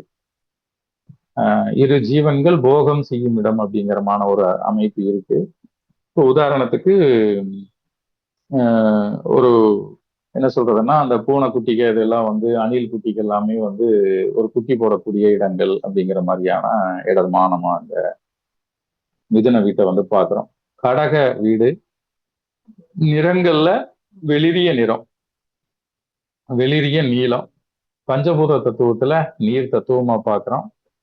நீர் ஆதாரங்களான கடல், நதி, குளம், குட்டை இது எல்லாத்தையுமே அந்த நீர் சம்பந்தப்பட்ட இடங்கள் எல்லாமே பாக்குறோம். இந்த கடகம் அப்படிங்கிறது நீர் தத்துவத்துல ஓடக்கூடிய தண்ணி, நதியாக ஆறாக இருக்கும். விருச்சிகம் அப்படிங்கிறது தேங்கி நிற்கக்கூடிய ஒரு தண்ணி. அது கிணறு, குட்டை, தேங்கி நிற்கக்கூடிய தண்ணி என்ன ஆகும்? அது ஸ்மெல் வந்துடும். ஸோ அதை வந்து பார்க்குறோம். அதே மாதிரி மீன நீர் தத்துவம், மீன வீடு வந்து நீர் தத்துவத்துல வந்து பார்த்தீங்கன்னா அது வந்து கடல், அதாவது அலையலையா வந்துட்டு இருக்கும், அசையாம இருக்கக்கூடிய தன்மை இருக்கும். நீர் தத்துவத்துல, நீர் வீடுகள்ல சரம், ஸ்திரம், உபயம் அப்படிங்கிறதுக்கு வந்து ஓடக்கூடிய தண்ணி, தேங்கி நிற்கக்கூடிய தண்ணி, ஓடவும் செய்யும், நிற்கவும் செய்யும் அப்படிங்கிற மாதிரியான அமைப்புலையும் நம்ம பார்க்கிறோம். கடகம் அப்படிங்கிறது வந்து நீர்நிலைகள் அப்படிங்கிற மாதிரி பார்க்கிறோம். இந்த கடக வீட்டுல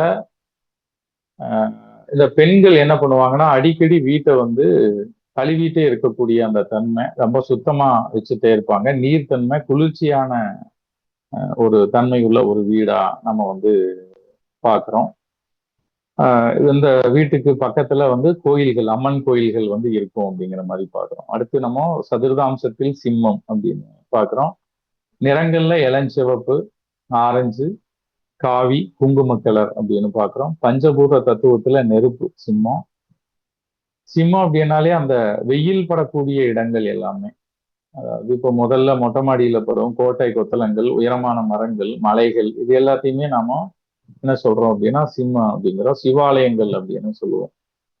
சிம்மத்துல வந்து செவ்வாய் இருக்கும் பொழுது நம்ம காவலர் குடியிருப்பு அப்படின்னு சொல்றோம். சிம்மத்துல ராகு, சனி எல்லாம் சேர்ந்து இருக்கும் பொழுது, சனி கூட விட்டுல, சிம்மத்துல ராகு இருக்கும் பொழுது மதுபானம் இருக்கும் இடம், டாஸ்மாக்கு வாடகைக்கு விடுறது எல்லாமே வந்து பாத்தீங்கன்னா, இப்போ சிம்மத்துல செவ்வாய் இருந்தா அது வந்து கவர்மெண்ட் கோட்ரஸ் அப்படிங்கிற மாதிரி பாக்குறோம். ராகு இருக்கும் பொழுது அதை வந்து நம்ம மதுபானம் இருக்கும் இடமா பாக்குறோம்.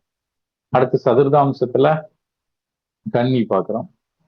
சதுர்தாம்சத்துல கன்னி அப்படின்னு பாக்குறோம். நிறங்கள்ல அடர் பச்சை நிறம், பஞ்சபூத தத்துவத்துல நிலம், கை மாறக்கூடிய பூமி, ரியல் எஸ்டேட் பூமி அப்படின்னு நம்ம சொல்றோம். சாலையோர கடைகள், மிதுனம்னா நம்ம மால்னு பார்த்தோம், இது வந்து சாலையோர கடைகள், மார்க்கெட் அப்படின்னு பாக்குறோம்.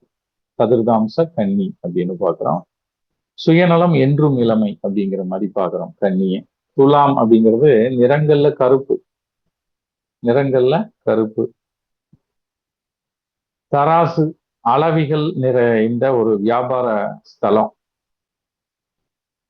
ஒரு பஞ்சாயத்து பண்ண வந்தாலும் கூட துலாம் வீடு சம்மந்தப்படும் பொழுது அதை வந்து நியாயமா சீர்தூக்கி பார்த்து நடுநிலைமையா தான் நாட்டாம பண்ணுவாங்க, பஞ்சாயத்து பண்ணுவாங்க. காற்றோட்டம் உள்ள ஒரு வீடா வந்து நம்ம பார்க்கிறோம் துலாம், சதுர்தாம்ச துலாம்.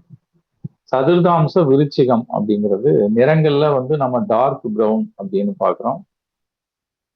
விருச்சிகம் அப்படிங்கிறதே வந்து கொஞ்சம் வசதி இல்லாத ஒரு ஒடுங்கின ஒரு, என்ன சொல்றது அப்படின்னா, ஒரு மாதிரி சந்து போன்ற இடுக்குகள் கொண்ட ஒரு அமைப்பு அப்படிங்கிற மாதிரி சொல்றோம்.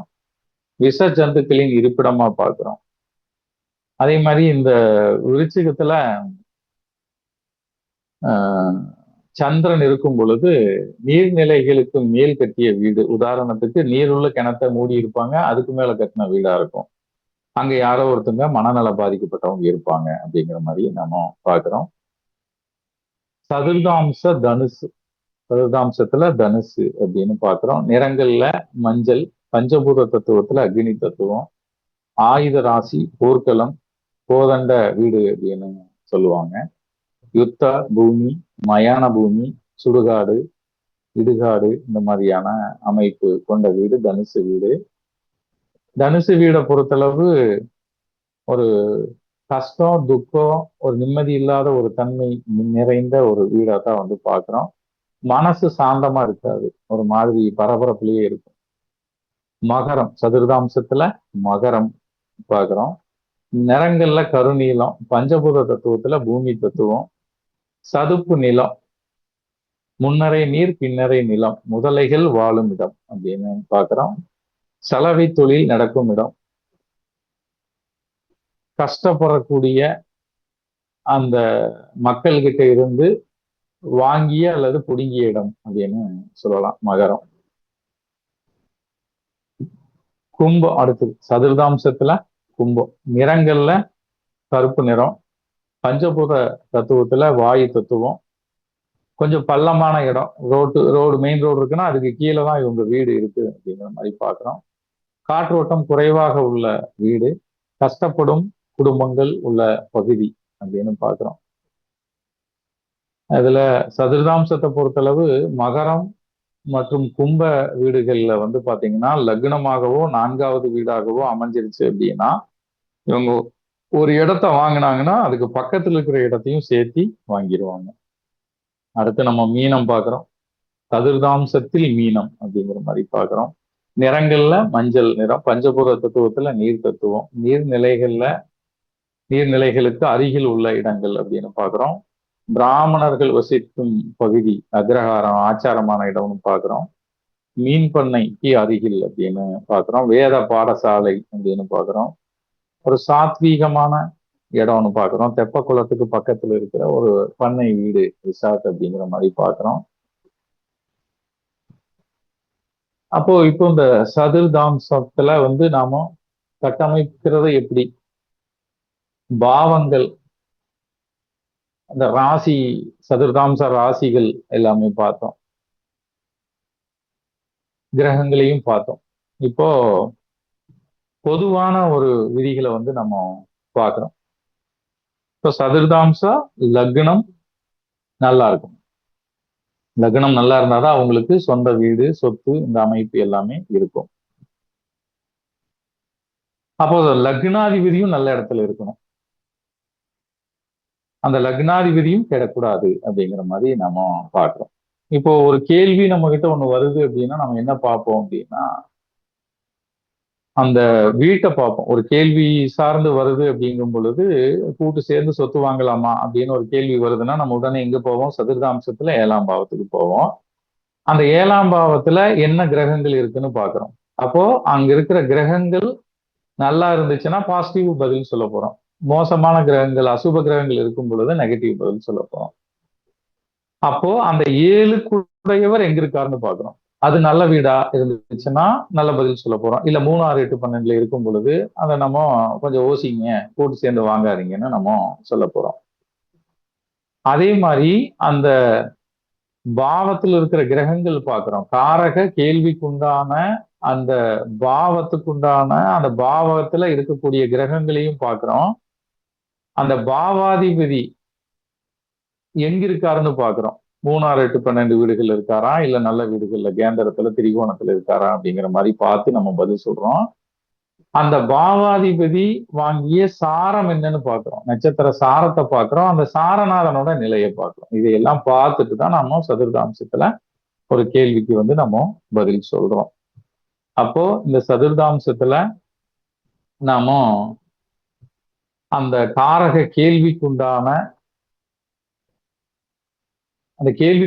காரகம் எது, பாவம் எது அப்படின்னு தெரிஞ்சுட்டு இப்போ அவங்களுக்கு என்ன தசாபுத்தி அந்தர ஓடுது அப்படிங்கிறத ஆராய்ச்சி பண்ணி நாம ஒரு கேள்விக்குண்டான பதிலை சொல்லுவது சிறப்பு அப்படின்னு நாம பார்க்கிறோம்.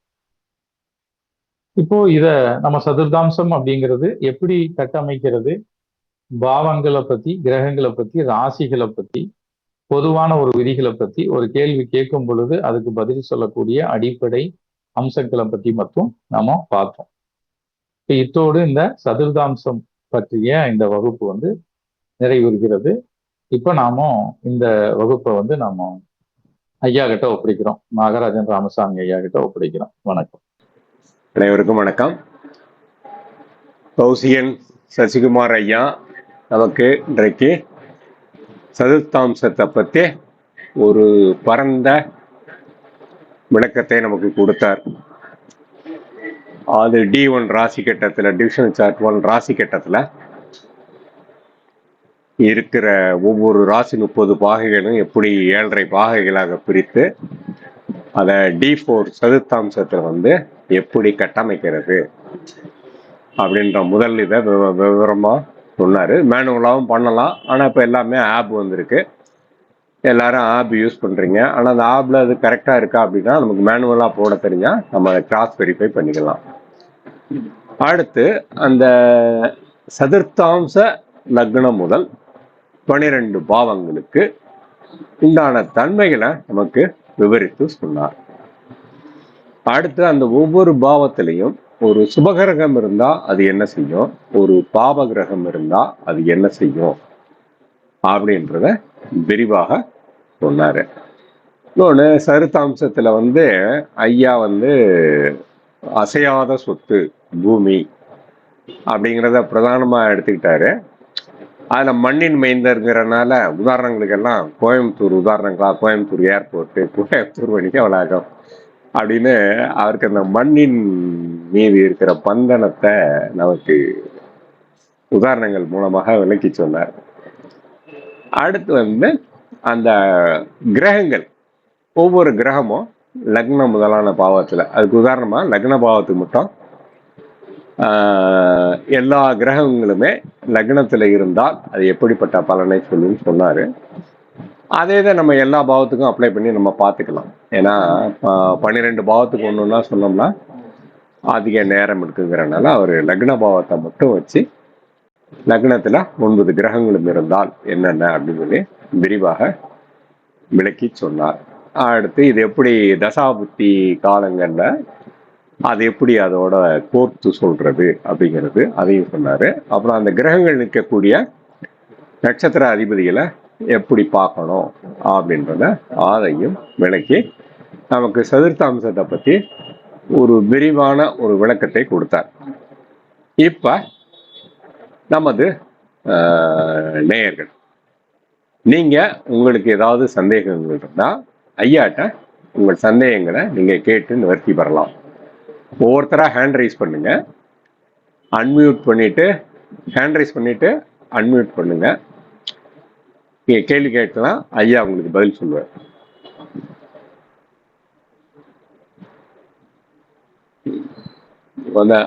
அசோக் ஐயா கொழும்புல இருந்து கேட்கிறாரு. சொல்லுங்க ஐயா. ஐயா வணக்கம். நாகராஜன் சார் வணக்கம். வணக்கம். வணக்கம். உங்க கேள்வி. அருமையான விளக்கம், தேங்க்யூ. ஒரு சின்ன கேள்விதான். அதாவது ஜனன ஜாதகத்திற்கு இருக்கிற லக்னத்துக்கும் இந்த D4 இருக்கிற லக்னத்துக்கும் ஏதாவது சம்பந்தம் இருக்கா? அடுத்த கேள்வி அது ரெண்டுக்குமே வர்க்கோத்தமமா இருந்தா அதனால என்ன பலன்கள்? இந்த 2 கேள்வி தான் சார், ப்ளீஸ்.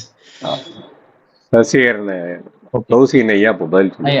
வணக்கங்க. வணக்கம். அவர் கேள்வி எடுத்துக்கிட்டுங்க. இப்போ லக்னம் வர்க்கோத்தம் ஆகுது, லக்னாதிபதி வர்க்கோத்தம் ஆகுது அப்படின்னா அவங்களுக்கு சதுர்தாம்சத்தை பொறுத்தளவு 1க்கும் மேற்பட்ட வீடுகள் இருக்கு. இதுதான் அந்த கேள்விக்கு உண்டான பதில். வர்க்கோத்தம் அப்படின்னா 1க்கும் மேற்பட்ட அப்படிங்கிற மாதிரி நம்ம சதுர்தாம்சத்துல பாக்குறோம். இப்போ ராசி கட்டத்திலயும் அதே லக்னம், சதுர்தாம்சத்திலயும் அதே லக்னம். இப்போ லக்னாதிபதி வர்க்கோத்தம் அடைகிறாரு அப்படின்னா 1க்கும் மேற்பட்ட வீடுகள் அப்படிங்கிற மீனிங்ல நீங்க எடுத்துக்கணும். ஃபர்ஸ்ட் क्वेश्चन வாஸ் அதாவது ஜனனகால லக்னத்துக்கும் D4 இருக்கிற லக்னம் 6, 8, 12 இருந்தா ஏதாவது பிரச்சனையா இருக்குமா? ஐயா கௌசினையா அவர் என்ன கேட்கிறாருன்னா, ஐயா நம்ம D1 லக்னத்தையும் D4 லக்னத்தையும் கம்பேர் பண்ணி சொல்லுங்கன்றார். அதான் அது சதுர்தாம்சத்துல மட்டும் இந்த லக்னம் 3, 6, 8, 12 வராது. லக்னாதிபதி மட்டும்தான் 3, 6, 8, 12 இருப்பார். Okay sir. ஓகே. நீங்க அதை கால்குலேஷன் பண்ணி பாருங்க. சதுர்தாம்சத்துல மட்டும் ராசி லக்னத்துக்கு சதுர்தாம்ச லக்னம் 3, 6, 8, 12 வராது. சரிங்களா? அது நீங்க கால்குலேஷன் பண்ணி பாத்தீங்கன்னா உங்களுக்கு தெரியும். ஆனா லக்னாதிபதி 3, 6, 8, 12 வருவார். ஓகே. புரிஞ்சுதுங்களா? நல்லது. வேற எதுவும் கேள்வி இருக்கா ஐயா? இல்ல ஐயா, நன்றி. Thank you so much. So இதை நீங்க ஒரு விதியா கூட எடுத்துக்கலாம். அடுத்த கேள்வி, வேற யாருக்கும் எதுவும் கேள்விகள் இருக்கா? கேள்விகள் இருந்தா கை ரைஸ் பண்ணுங்க. யாருக்கும் சந்தேகம் எதுவும் இல்லையா? ஐயா அன்மியூட் பண்ணிக்கோங்க, அன்மியூட் பண்ணிட்டு கேளுங்க. ஐயா வேணுகோபால் ஐயா அன்மியூட் பண்ணிக்கோங்க. கேளுங்க, கேள்வி கேளுங்க. இல்ல, எனக்கு இந்த சில வீடுல சல்லிய தோஷம் அப்படின்னு ஒண்ணு இருக்குன்றாங்களே, அது சத்துசாம்சம் பார்த்து சல்லிய தோஷம் கண்டுபிடிக்க முடியுமா அப்படின்றது ஒரு கேள்வி. அப்புறம் லக்னத்துல சதுசாம்ச லக்னத்துல சனி பகவான் இருந்தா நல்ல சிறப்பான பதில் சொன்னாரு. பட் அதுல சனின்னாவே கொஞ்சம் ஒரு பயம்தானே. ஏன்னா லக்னத்துல சனின்னா அதனால ஏதாவது நெகட்டிவ் ஆஸ்பெக்ட் ஏதாவது இருக்கா? சதுசாம்ச லக்னத்துல சனி இருந்தா அதனால எல்லாமே பாசிட்டிவ் தான் சொன்னாருங்க. அதுல நெகட்டிவ் இருக்கான்னு ஒண்ணு. ரெண்டாவது இந்த சல்லிய தோஷம்ன்றது எப்படி கண்டுபிடிக்கிறது? இந்த வீட்டுல சல்லிய தோஷம் இருக்கா இல்லையான்னு சதுசாம்சத்தை கண்டுபிடிக்க முடியுமா? சரி, கௌசிகன் ஐயா பதில் சொல்லுவாரு. ஐயா வணக்கம். அந்த சல்லிய தோஷம் அப்படிங்கிறது ஒவ்வொருத்தரோட பார்வையில ஒரு மாதிரி இருக்கும். அது அந்த இடத்துல இருந்துட்டு நம்ம பிரசன்னம் போட்டு பார்ப்பாங்க. சதுர்தாம்சத்திலையும் மாந்தியின் நிலைப்பாடை வைத்து நம்ம 4வது வீட்டுல மாந்தி இருக்கிறது, ராகு மாந்தி இணைந்து இருப்பது, இதையெல்லாம் வைத்து பார்க்கறாங்க சல்லிய தோஷம். அதை நீக்குவதற்கு நிறைய விஷயங்களை நம்ம பண்றாங்க.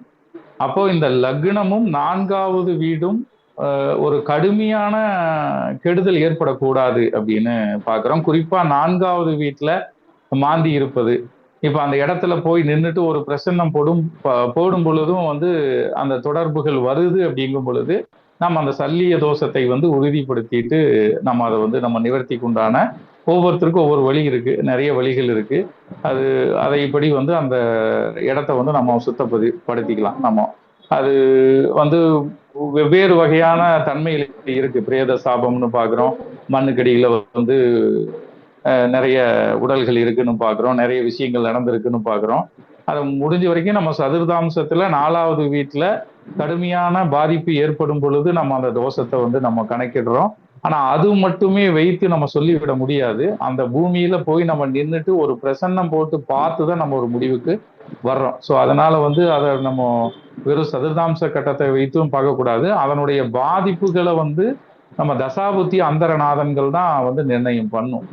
இப்போ அந்த கட்டத்துல அப்படி இருக்கு அப்படின்னா அவருக்கு அந்த அந்த கட்டத்தினுடைய அதிபதி யாரு, அங்க இருக்கிற கிரகங்கள் என்ன, அதுக்குண்டான பாதிப்பு அவருக்கு அப்பொழுது ஏற்படுதா அப்படிங்கிறத நம்ம பார்த்துட்டு அதுக்கு நிறைய நிவர்த்தி முறைகள் இருக்கு. நம்ம அதை செஞ்சுக்கலாம்.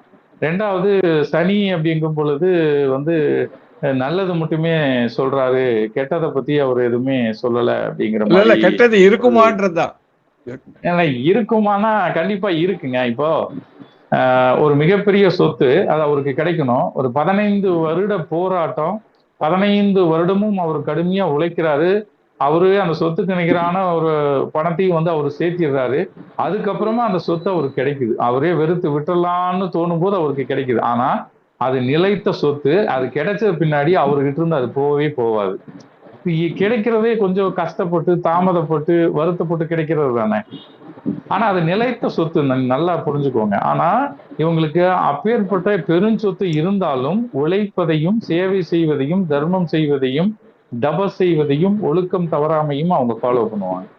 நிறைய பேர் சனியனாலே பொய் புரட்டு அப்படிங்கிற மாதிரி இது பண்றாங்க. உண்மையிலேயே சனிதான் ஒரு தர்மமான ஒரு நீதியாக நடக்கக்கூடிய ஒரு கிரகமா பாக்குறோம். எல்லா கிரகங்கள் இடத்துலயுமே கெட்டதும் இருக்கும், நல்லது இருக்கும். அதனால நம்ம சனி அப்படின்னாலே ஒரு ஸ்லோ, இல்ல அது பொய், அது இருட்டு, அங்க வெளிச்சம் இல்லை, அப்படியே நெகட்டிவாவே பார்க்கக்கூடாது. சதுர்தாம்சத்தை பொறுத்தளவு சனியின் நிலைப்பாடு ஒரு தர்மமான நிலைத்த செல்வம் கொண்ட ஒரு அமைப்பா தான் நான் என்னோட பார்வையில பாக்குறேன். ஒவ்வொரு ஜோதிடர்களுக்கும் ஒரு பார்வை இருக்கு, ஒரு நோக்கம் இருக்கும். நான் முடிஞ்ச வரைக்குமே நான் என்னுடைய பார்வைகள்ல பாதிப்புகள் ஒன்றும் பெருசா எனக்கு அதுல கிடைச்ச மாதிரி இல்லை. சதுர்தாம்ச லக்னத்துல சனி இருக்கிறவங்க நிலைத்த சொத்தோட, பெரிய சொத்தோட தான தர்மங்கள் தொடர்ந்து பண்ணிட்டு அவங்களோட உழைப்பையும் கைவிடுறதில்லை, கடமையும் கைவிடுறதில்லை, சேவையும் கைவிடுறதில்லை. இதுதான் என்னோட பார்வைங்கய்யா. சரிங்க ஐயா, ரொம்ப நன்றி, விளக்கமா இருந்தது. ஆனா இன்னொரு சின்ன கேள்வி இருக்குங்க. இப்போ சில பேர் கவர்மெண்ட் இப்போ ஹவுசிங் போர்டு ஒரு பிளாட்டோ இல்ல வீடோ விற்கிறாங்கன்னு வச்சுங்க. ஐ மீன் அதை வாங்கறதுக்கு குலுக்கல் முறையில அப்ளை பண்றாங்க. ஒரு 10 வீடு இருக்குன்னு வச்சுங்க. அவங்க அட்வர்டைஸ்மெண்ட் பண்ணும்போது ஒரு 500 பேர் அப்ளை பண்றாங்க. அந்த 10 பேர்ல இவருக்கு கிடைக்குமா கிடைக்காதான்றது சதுர்தாம்சம் பார்த்து சொல்ல முடியுமா? இப்போ அந்த குலுக்கல் முறையில இவங்களா காசு கொடுத்து வாங்காம எல்லாருமே இஎம்டி கட்டுறாங்க, 500 ரூபாவோ ஏதோ கட்டுறாங்க, 500 ரூபாவோ 1000 ரூபாவோ கட்டுறாங்க. ஆனா குழுக்கள்ல சில பேருக்கு தான் விழுது, சில பேருக்கு விழ மாட்டேங்குது. இவருக்கு விழுமான்னு முன்னையே சொல்ல முடியுங்களா?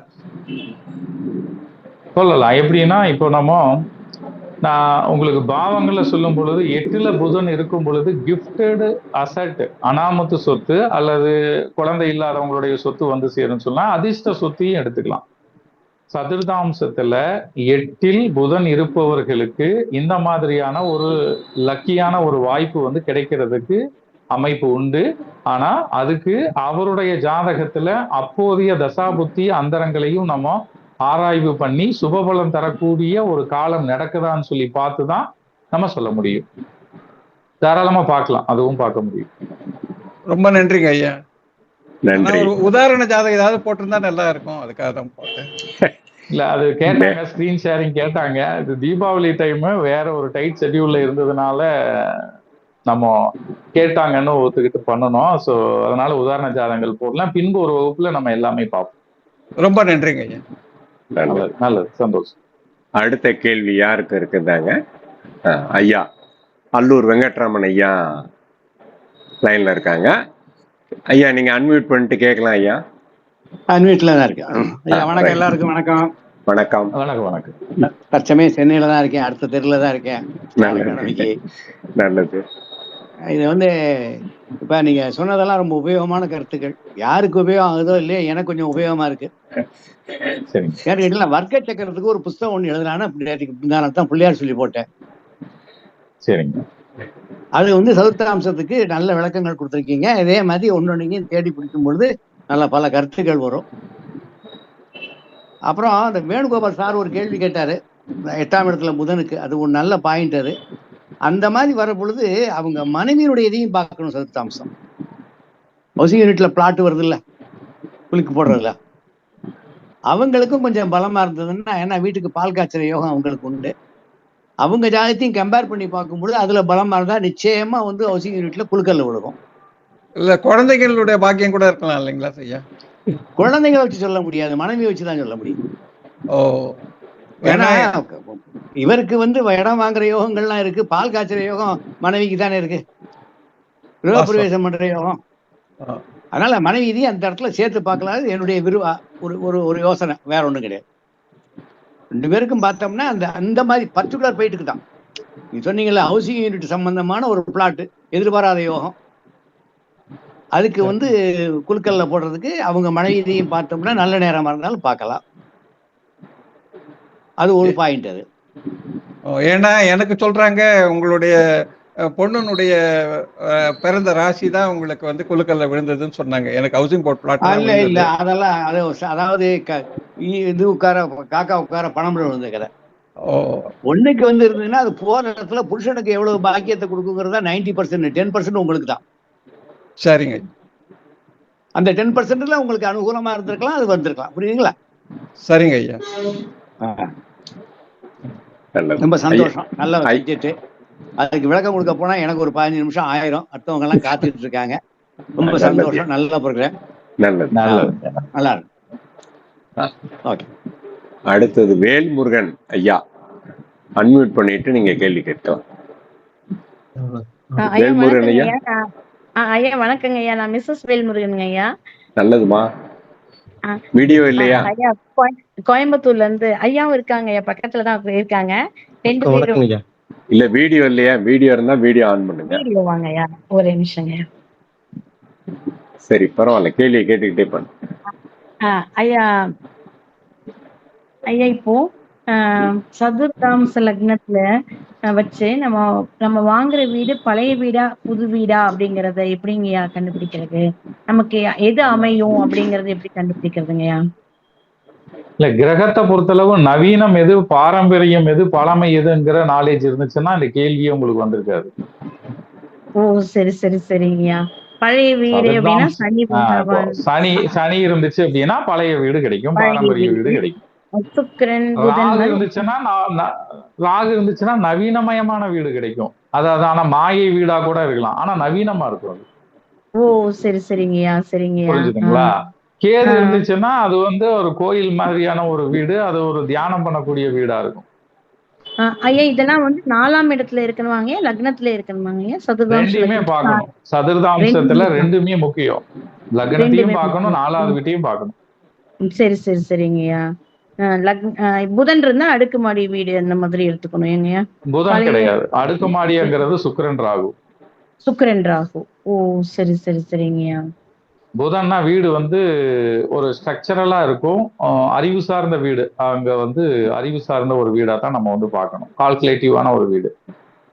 சரி, சரி, சரிங்க. 2யும் இணைச்சு பார்க்கணுமாங்க? லக்னத்துல இருக்கிற கிரகத்தையும் 4வது வீட்ல இருக்கிற கிரகத்தையும் இணைச்சு பார்க்கணுமாங்கய்யா? இல்ல முதல்ல வந்து நீங்க சதுர்தாம்ச லக்னத்துல வந்து இருக்கக்கூடிய அந்த தன்மையை கிரகம் வைத்து நீங்க ஒரு முடிவுக்கு வரணும். 4வது வீட்டையும் பார்க்கணுங்கிற அடிஷனலா ரெண்டையுமே நீங்க பார்க்கணும். ஓ! சரி, சரி. லக்னாதிபதியையும் பார்க்கணும். சதுர்தாம்ச லக்னத்துடைய ஆமா. லக்னாதிபதியும் பார்க்கணும். எல்லாமே பார்க்கணும். அந்த 4யும் பார்த்துட்டு அந்த வெயிட்டேஜ் எல்லாமே நீங்க செக் பண்ணணும். லக்னம், லக்னாதிபதி, 4வது வீடு, 4 குடையவர். இந்த நிலைகளை சரி, சரி. ஒவ்வொருத்தருக்கும் நீங்க என்னென்ன பர்சன்டேஜ்னு பார்த்து வெயிட்டேஜ் போட்டு கால்குலேஷன் பண்ணும் பொழுது ராகு வந்து அது சம்பந்தப்படும் பொழுது நவீனமான ஒரு வீடு கிடைக்கும். சனி வந்து வலுவா இருக்கும் பொழுது பழமையான வீடு கிடைக்கும். சுக்கிரன்னா கலைநயமான அழகான வீடு கிடைக்கும். புதன் அப்படின்னா ஒரு லைப்ரரி மாதிரி ஒரு வீடு கிடைக்கும். குருன்னா சரி, சரி. கோயில் மாதிரி ஒரு வீடு கிடைக்கும். கேதுன்னா சரி, மெடிடேஷனுக்கு உண்டான வீடு கிடைக்கும். அந்த மாதிரி. சரி. ஓகேங்கய்யா. ரொம்ப நன்றிங்கய்யா. உங்க விளக்கம் ரொம்ப நன்றாக இருந்தது. ரொம்ப நன்றிங்க. நன்றி. நன்றி. அடுத்து வேற யாருக்கும் கேள்விகள் இருந்தா ஹேண்ட் ரைஸ் பண்ணலாம்.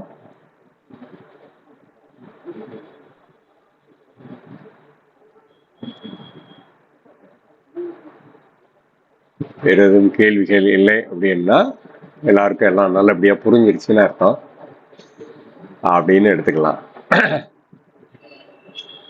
சரி, வேற எதுவும் கேள்விகள்? உங்களுடைய தொலைபேசி நம்பர் கொஞ்சம் ஷேர் பண்ணுங்க. ஐயா கௌசிகன் ஐயா உங்க தொலைபேசி நம்பரை கேக்குறாங்க. நீங்க அது இல்ல அது ஸ்டார் அகாடமி நீங்க கான்டாக்ட் பண்ணுங்க. ரைட். நம்ம ஸ்டார் அகாடமி இது வந்து கீழே வருது பாத்தீங்கன்னா, அதுல கேட்டீங்கன்னா உங்களுக்கு அவருடைய நம்பர் கிடைக்கும். அடுத்து ஹேண்ட் ரைஸ் பண்றாரு சார், நீங்க அன்மியூட் பண்ணிட்டு கேள்வி கேட்கலாம்.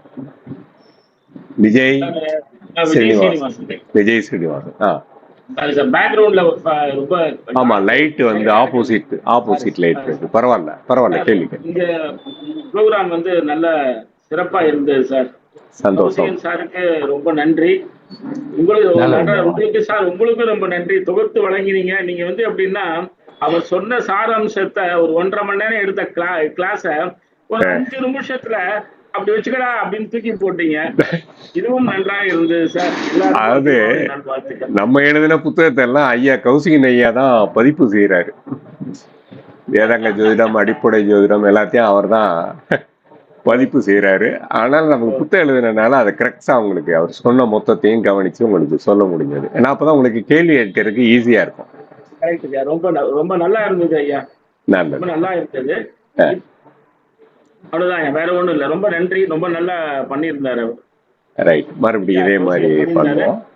உங்களுடைய முதல் அதாவது நேரடி நீங்க வகுப்பு நிறைய எடுத்திருக்கீங்க. ஸ்டார் அகாடமியில நிறைய கிளாஸ் எடுத்திருக்கீங்க. ஆனா இந்த கம்பல் பண்ற முதல் இது வந்து இதுவே வந்து சூப்பர் பண்ணிட்டீங்க. எல்லாருக்கும் நன்றி. எல்லாருக்கும் தீபாவளி நல்வாழ்த்துக்கள். நல்லது, நன்றி, வணக்கம். அப்ப இவரு வேணுகோபால் ஐயா அதை கேட்கணுன்றாரு. அன்மியூட் பண்ணிட்டு கேளுங்க ஐயா. இன்னொரு கேள்வி கேட்கணும்னு நினைக்கிறேங்க. கேளுங்க, தாராளமா கேளுங்க. ஒண்ணு வந்துங்க, பராசரர் வந்து முனிவர் பராசரர் வந்து மகரிஷி பராசரர் வந்து பாக்கிய சிந்தனம் சொல்லியிருக்காரு. சதுர்தாம்சா வந்து பாக்கிய சிந்தனம்னு. அது ஏன் சார் சொன்னார்? பாக்கிய சிந்தனம்னா என்னங்க மீனிங்? அது ஒண்ணு. ரெண்டாவது வந்து அந்த அஸ்வினி குமாரர்களுக்கும் சதுர்தாம்சத்துக்கு ஏதோ கனெக்ஷன் கொடுக்குறாங்க. சில புக்கில் எழுதியிருக்காங்க. சனத்குமாரர்கள், அந்த அதுக்கும் ஏதாவது விஷயம் இருக்காங்களா? அந்த ரெண்டும் தெளிவு இல்லை. அது நீங்க இன்னும் கேள்வியை கொஞ்சம் விளக்கமா கேட்டீங்கன்னா நல்லா இருக்கும். அஸ்வினி குமாரர்களை பத்தி என்ன சொல்றாங்க? சனத்குமாரர் அவங்க வேற, இவங்க வேற. சனத்குமாரர்கள் பத்தி என்ன சொல்றாங்கன்னு கொஞ்சம் சொன்னீங்கன்னா. இல்லைங்க, 4 இதுவா பிரிக்கிறோம் இல்லைங்களாங்க. 0 to 7.5, 7.5 to 15. அது 0 to 7.5 வந்து ஒரு குமாரர் வராரு, சனத்து குமாரரா சனத்து. அதே போல 7.5 to 15 ஒன்று, 15 to 22.5 ஒன்று, எப்படி தேவதைகள்னு சொல்றாங்களா? தேவதைகள். அந்த தேவதைகள் வந்து அந்த 4 தேவதைகள் தான் வந்து அதை ஆட்கொள்றாங்க அப்படின்றாங்க. ஒவ்வொரு கிரகத்துக்கும் ஒவ்வொரு தேவதை வராங்க. அந்த தேவதையினால சில பெனிஃபிட்ஸ் இருக்கு, அது இது இருக்குன்னு சொல்றாங்க. அது ஏன்னா வந்து கொஞ்சம் இன்டர்னலா போனா அது ஒரு இருக்கு. சரி, ரெண்டாவது வந்து அஸ்வினி குமாரர்களுக்கு என்ன சொல்றாங்க? இல்ல அஸ்வினி குமாரர்களை பத்தி இல்ல, இந்த 4 பேர் தான் மெயின். சனத்குமாரர்கள், பிரம்மாவோட சனத்குமார், அது அஸ்வினி குமார் தவறா சொல்லிட்டா. சரி, சனத்குமார் பிரம்மாவோட மானசீக புத்திரர்கள் 4 பேர்களை வந்து இந்த 4 சதுர்த்தாம்சத்தோட இணைத்து தேவதைகளா சொல்றாங்கன்னு சொல்றீங்க. ஆமா, அது எதுனா அது வந்து அதை தெரிஞ்சுக்கிறதுனால ஏதாவது நன்மை இருக்கா? ஐயா கௌசிகினியை பத்தி ஏதாவது கருத்துக்கள் இருக்கா? ஐயா, இது உங்களோட கருத்து, நீங்களே சொல்லுங்கய்யா. அதை நீங்க சொன்னா சிறப்பா இருக்கும். இல்ல, கேள்வி உங்களுக்கு தான் இருக்கு. அதான் அவர் என்ன சொல்ல வர்றாருன்னு கேட்டேன். ஸோ தேவதைகள்ங்கிற பட்சத்துல அதை எடுத்துக்கலாம். ஸோ நம்ம அதை வந்து பரிகாரம்னு போகும்போது அவங்கள வந்து நம்ம இது பண்ணிக்கலாம். அது என்னன்னா, நம்ம அந்த தட்சிணாமூர்த்திக்கு முன்னாடி அந்த 4 பேர் உட்காந்துருப்பாங்க. அவங்க வந்து கேளாமல் கேட்டு பேசாமல் பேசி அவங்களுக்குள்ள பாடங்கள் படித்துக் கொள்றாங்கன்னு இருக்கு. ஏன்னா அப்படிங்கும் பொழுது அது ஃபுல்லா ஆன்மீகம் சம்பந்தமா இருக்கு. நம்ம என்ன இது வந்து லௌகீகம் சம்பந்தமா தான் இப்போ ஐயா உள்ள நேரம் பேசியிருக்காரு. அந்த லக்னத்துல சதுர்த்தாம்ச லக்னத்துல கேது இருந்தா அவங்க வந்து ஆன்மீகத்துல வந்து அந்த லைன்ல போவாங்க. அந்த இடமா அதுக்கு உகந்த இடமா இருக்கும்னு சொல்லியிருக்காரு.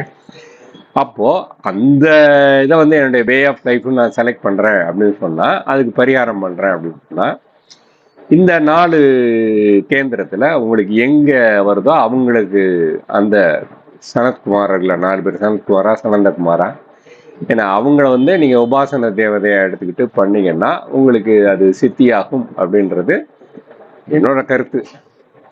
ஏன்னா நீங்க சொன்னீங்க, நான் மாட்டை பிடிச்சி மரத்துல கட்டிட்டேன். சரிங்களா?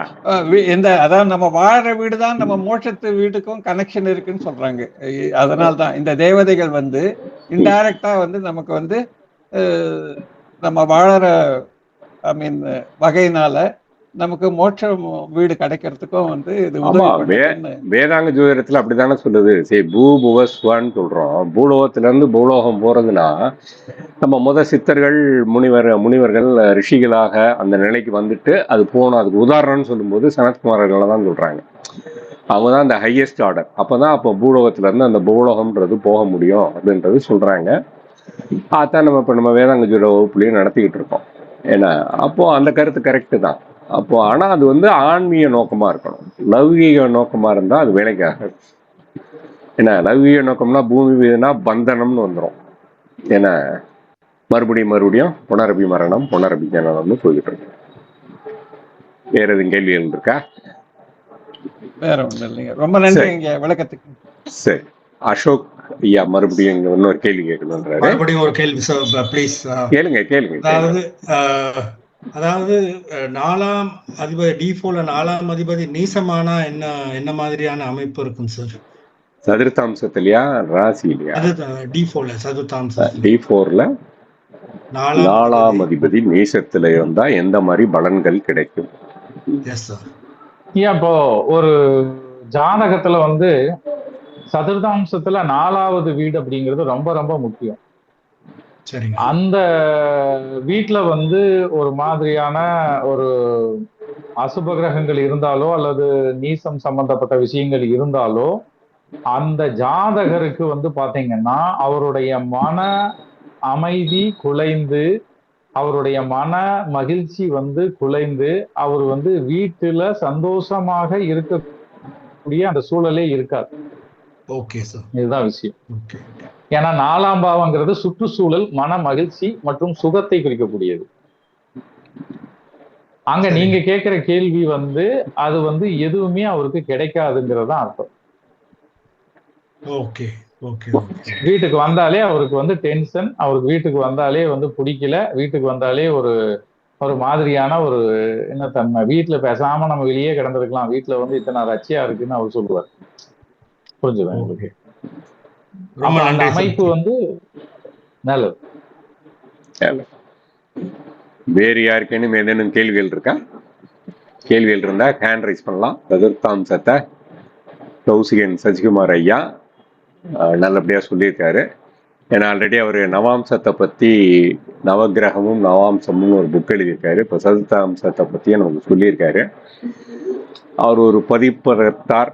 இன்னும் ஒரு ஜோதிடத்துல மென்மேலும் அநேக ஜோதிட புத்தகங்களை வெளியிட்டு ஜோதிட உலகத்துக்கு நல்லபடியாக பணியாற்ற வேண்டும் என்று எல்லாம் வல்ல இறைவனை நாம் வேண்டிக் கொள்வோம்.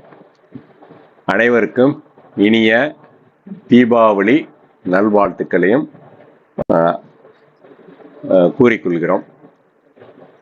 வேறு ஏதேனும் கேள்விகள் இல்லை என்றால் நம்ம இத்துடன் நிகழ்ச்சியை நிறைவு செய்யலாம். வந்து நிகழ்ச்சியை சிறப்பித்த உங்கள் அனைவருக்கும் ஸ்டார் அகாடமி சார்பாகவும் எனது சார்பாகவும் கௌசிகன் சசிகுமார் ஐயா அவர்கள் சார்பாகவும் எனது மனமார்ந்த நன்றியை தெரிவித்துக் கொள்கிறேன். மீண்டும் நாம் அடுத்த தளத்தில் அடுத்த வாரம் சந்திப்போம். அனைவருக்கும் நன்றி, வணக்கம்.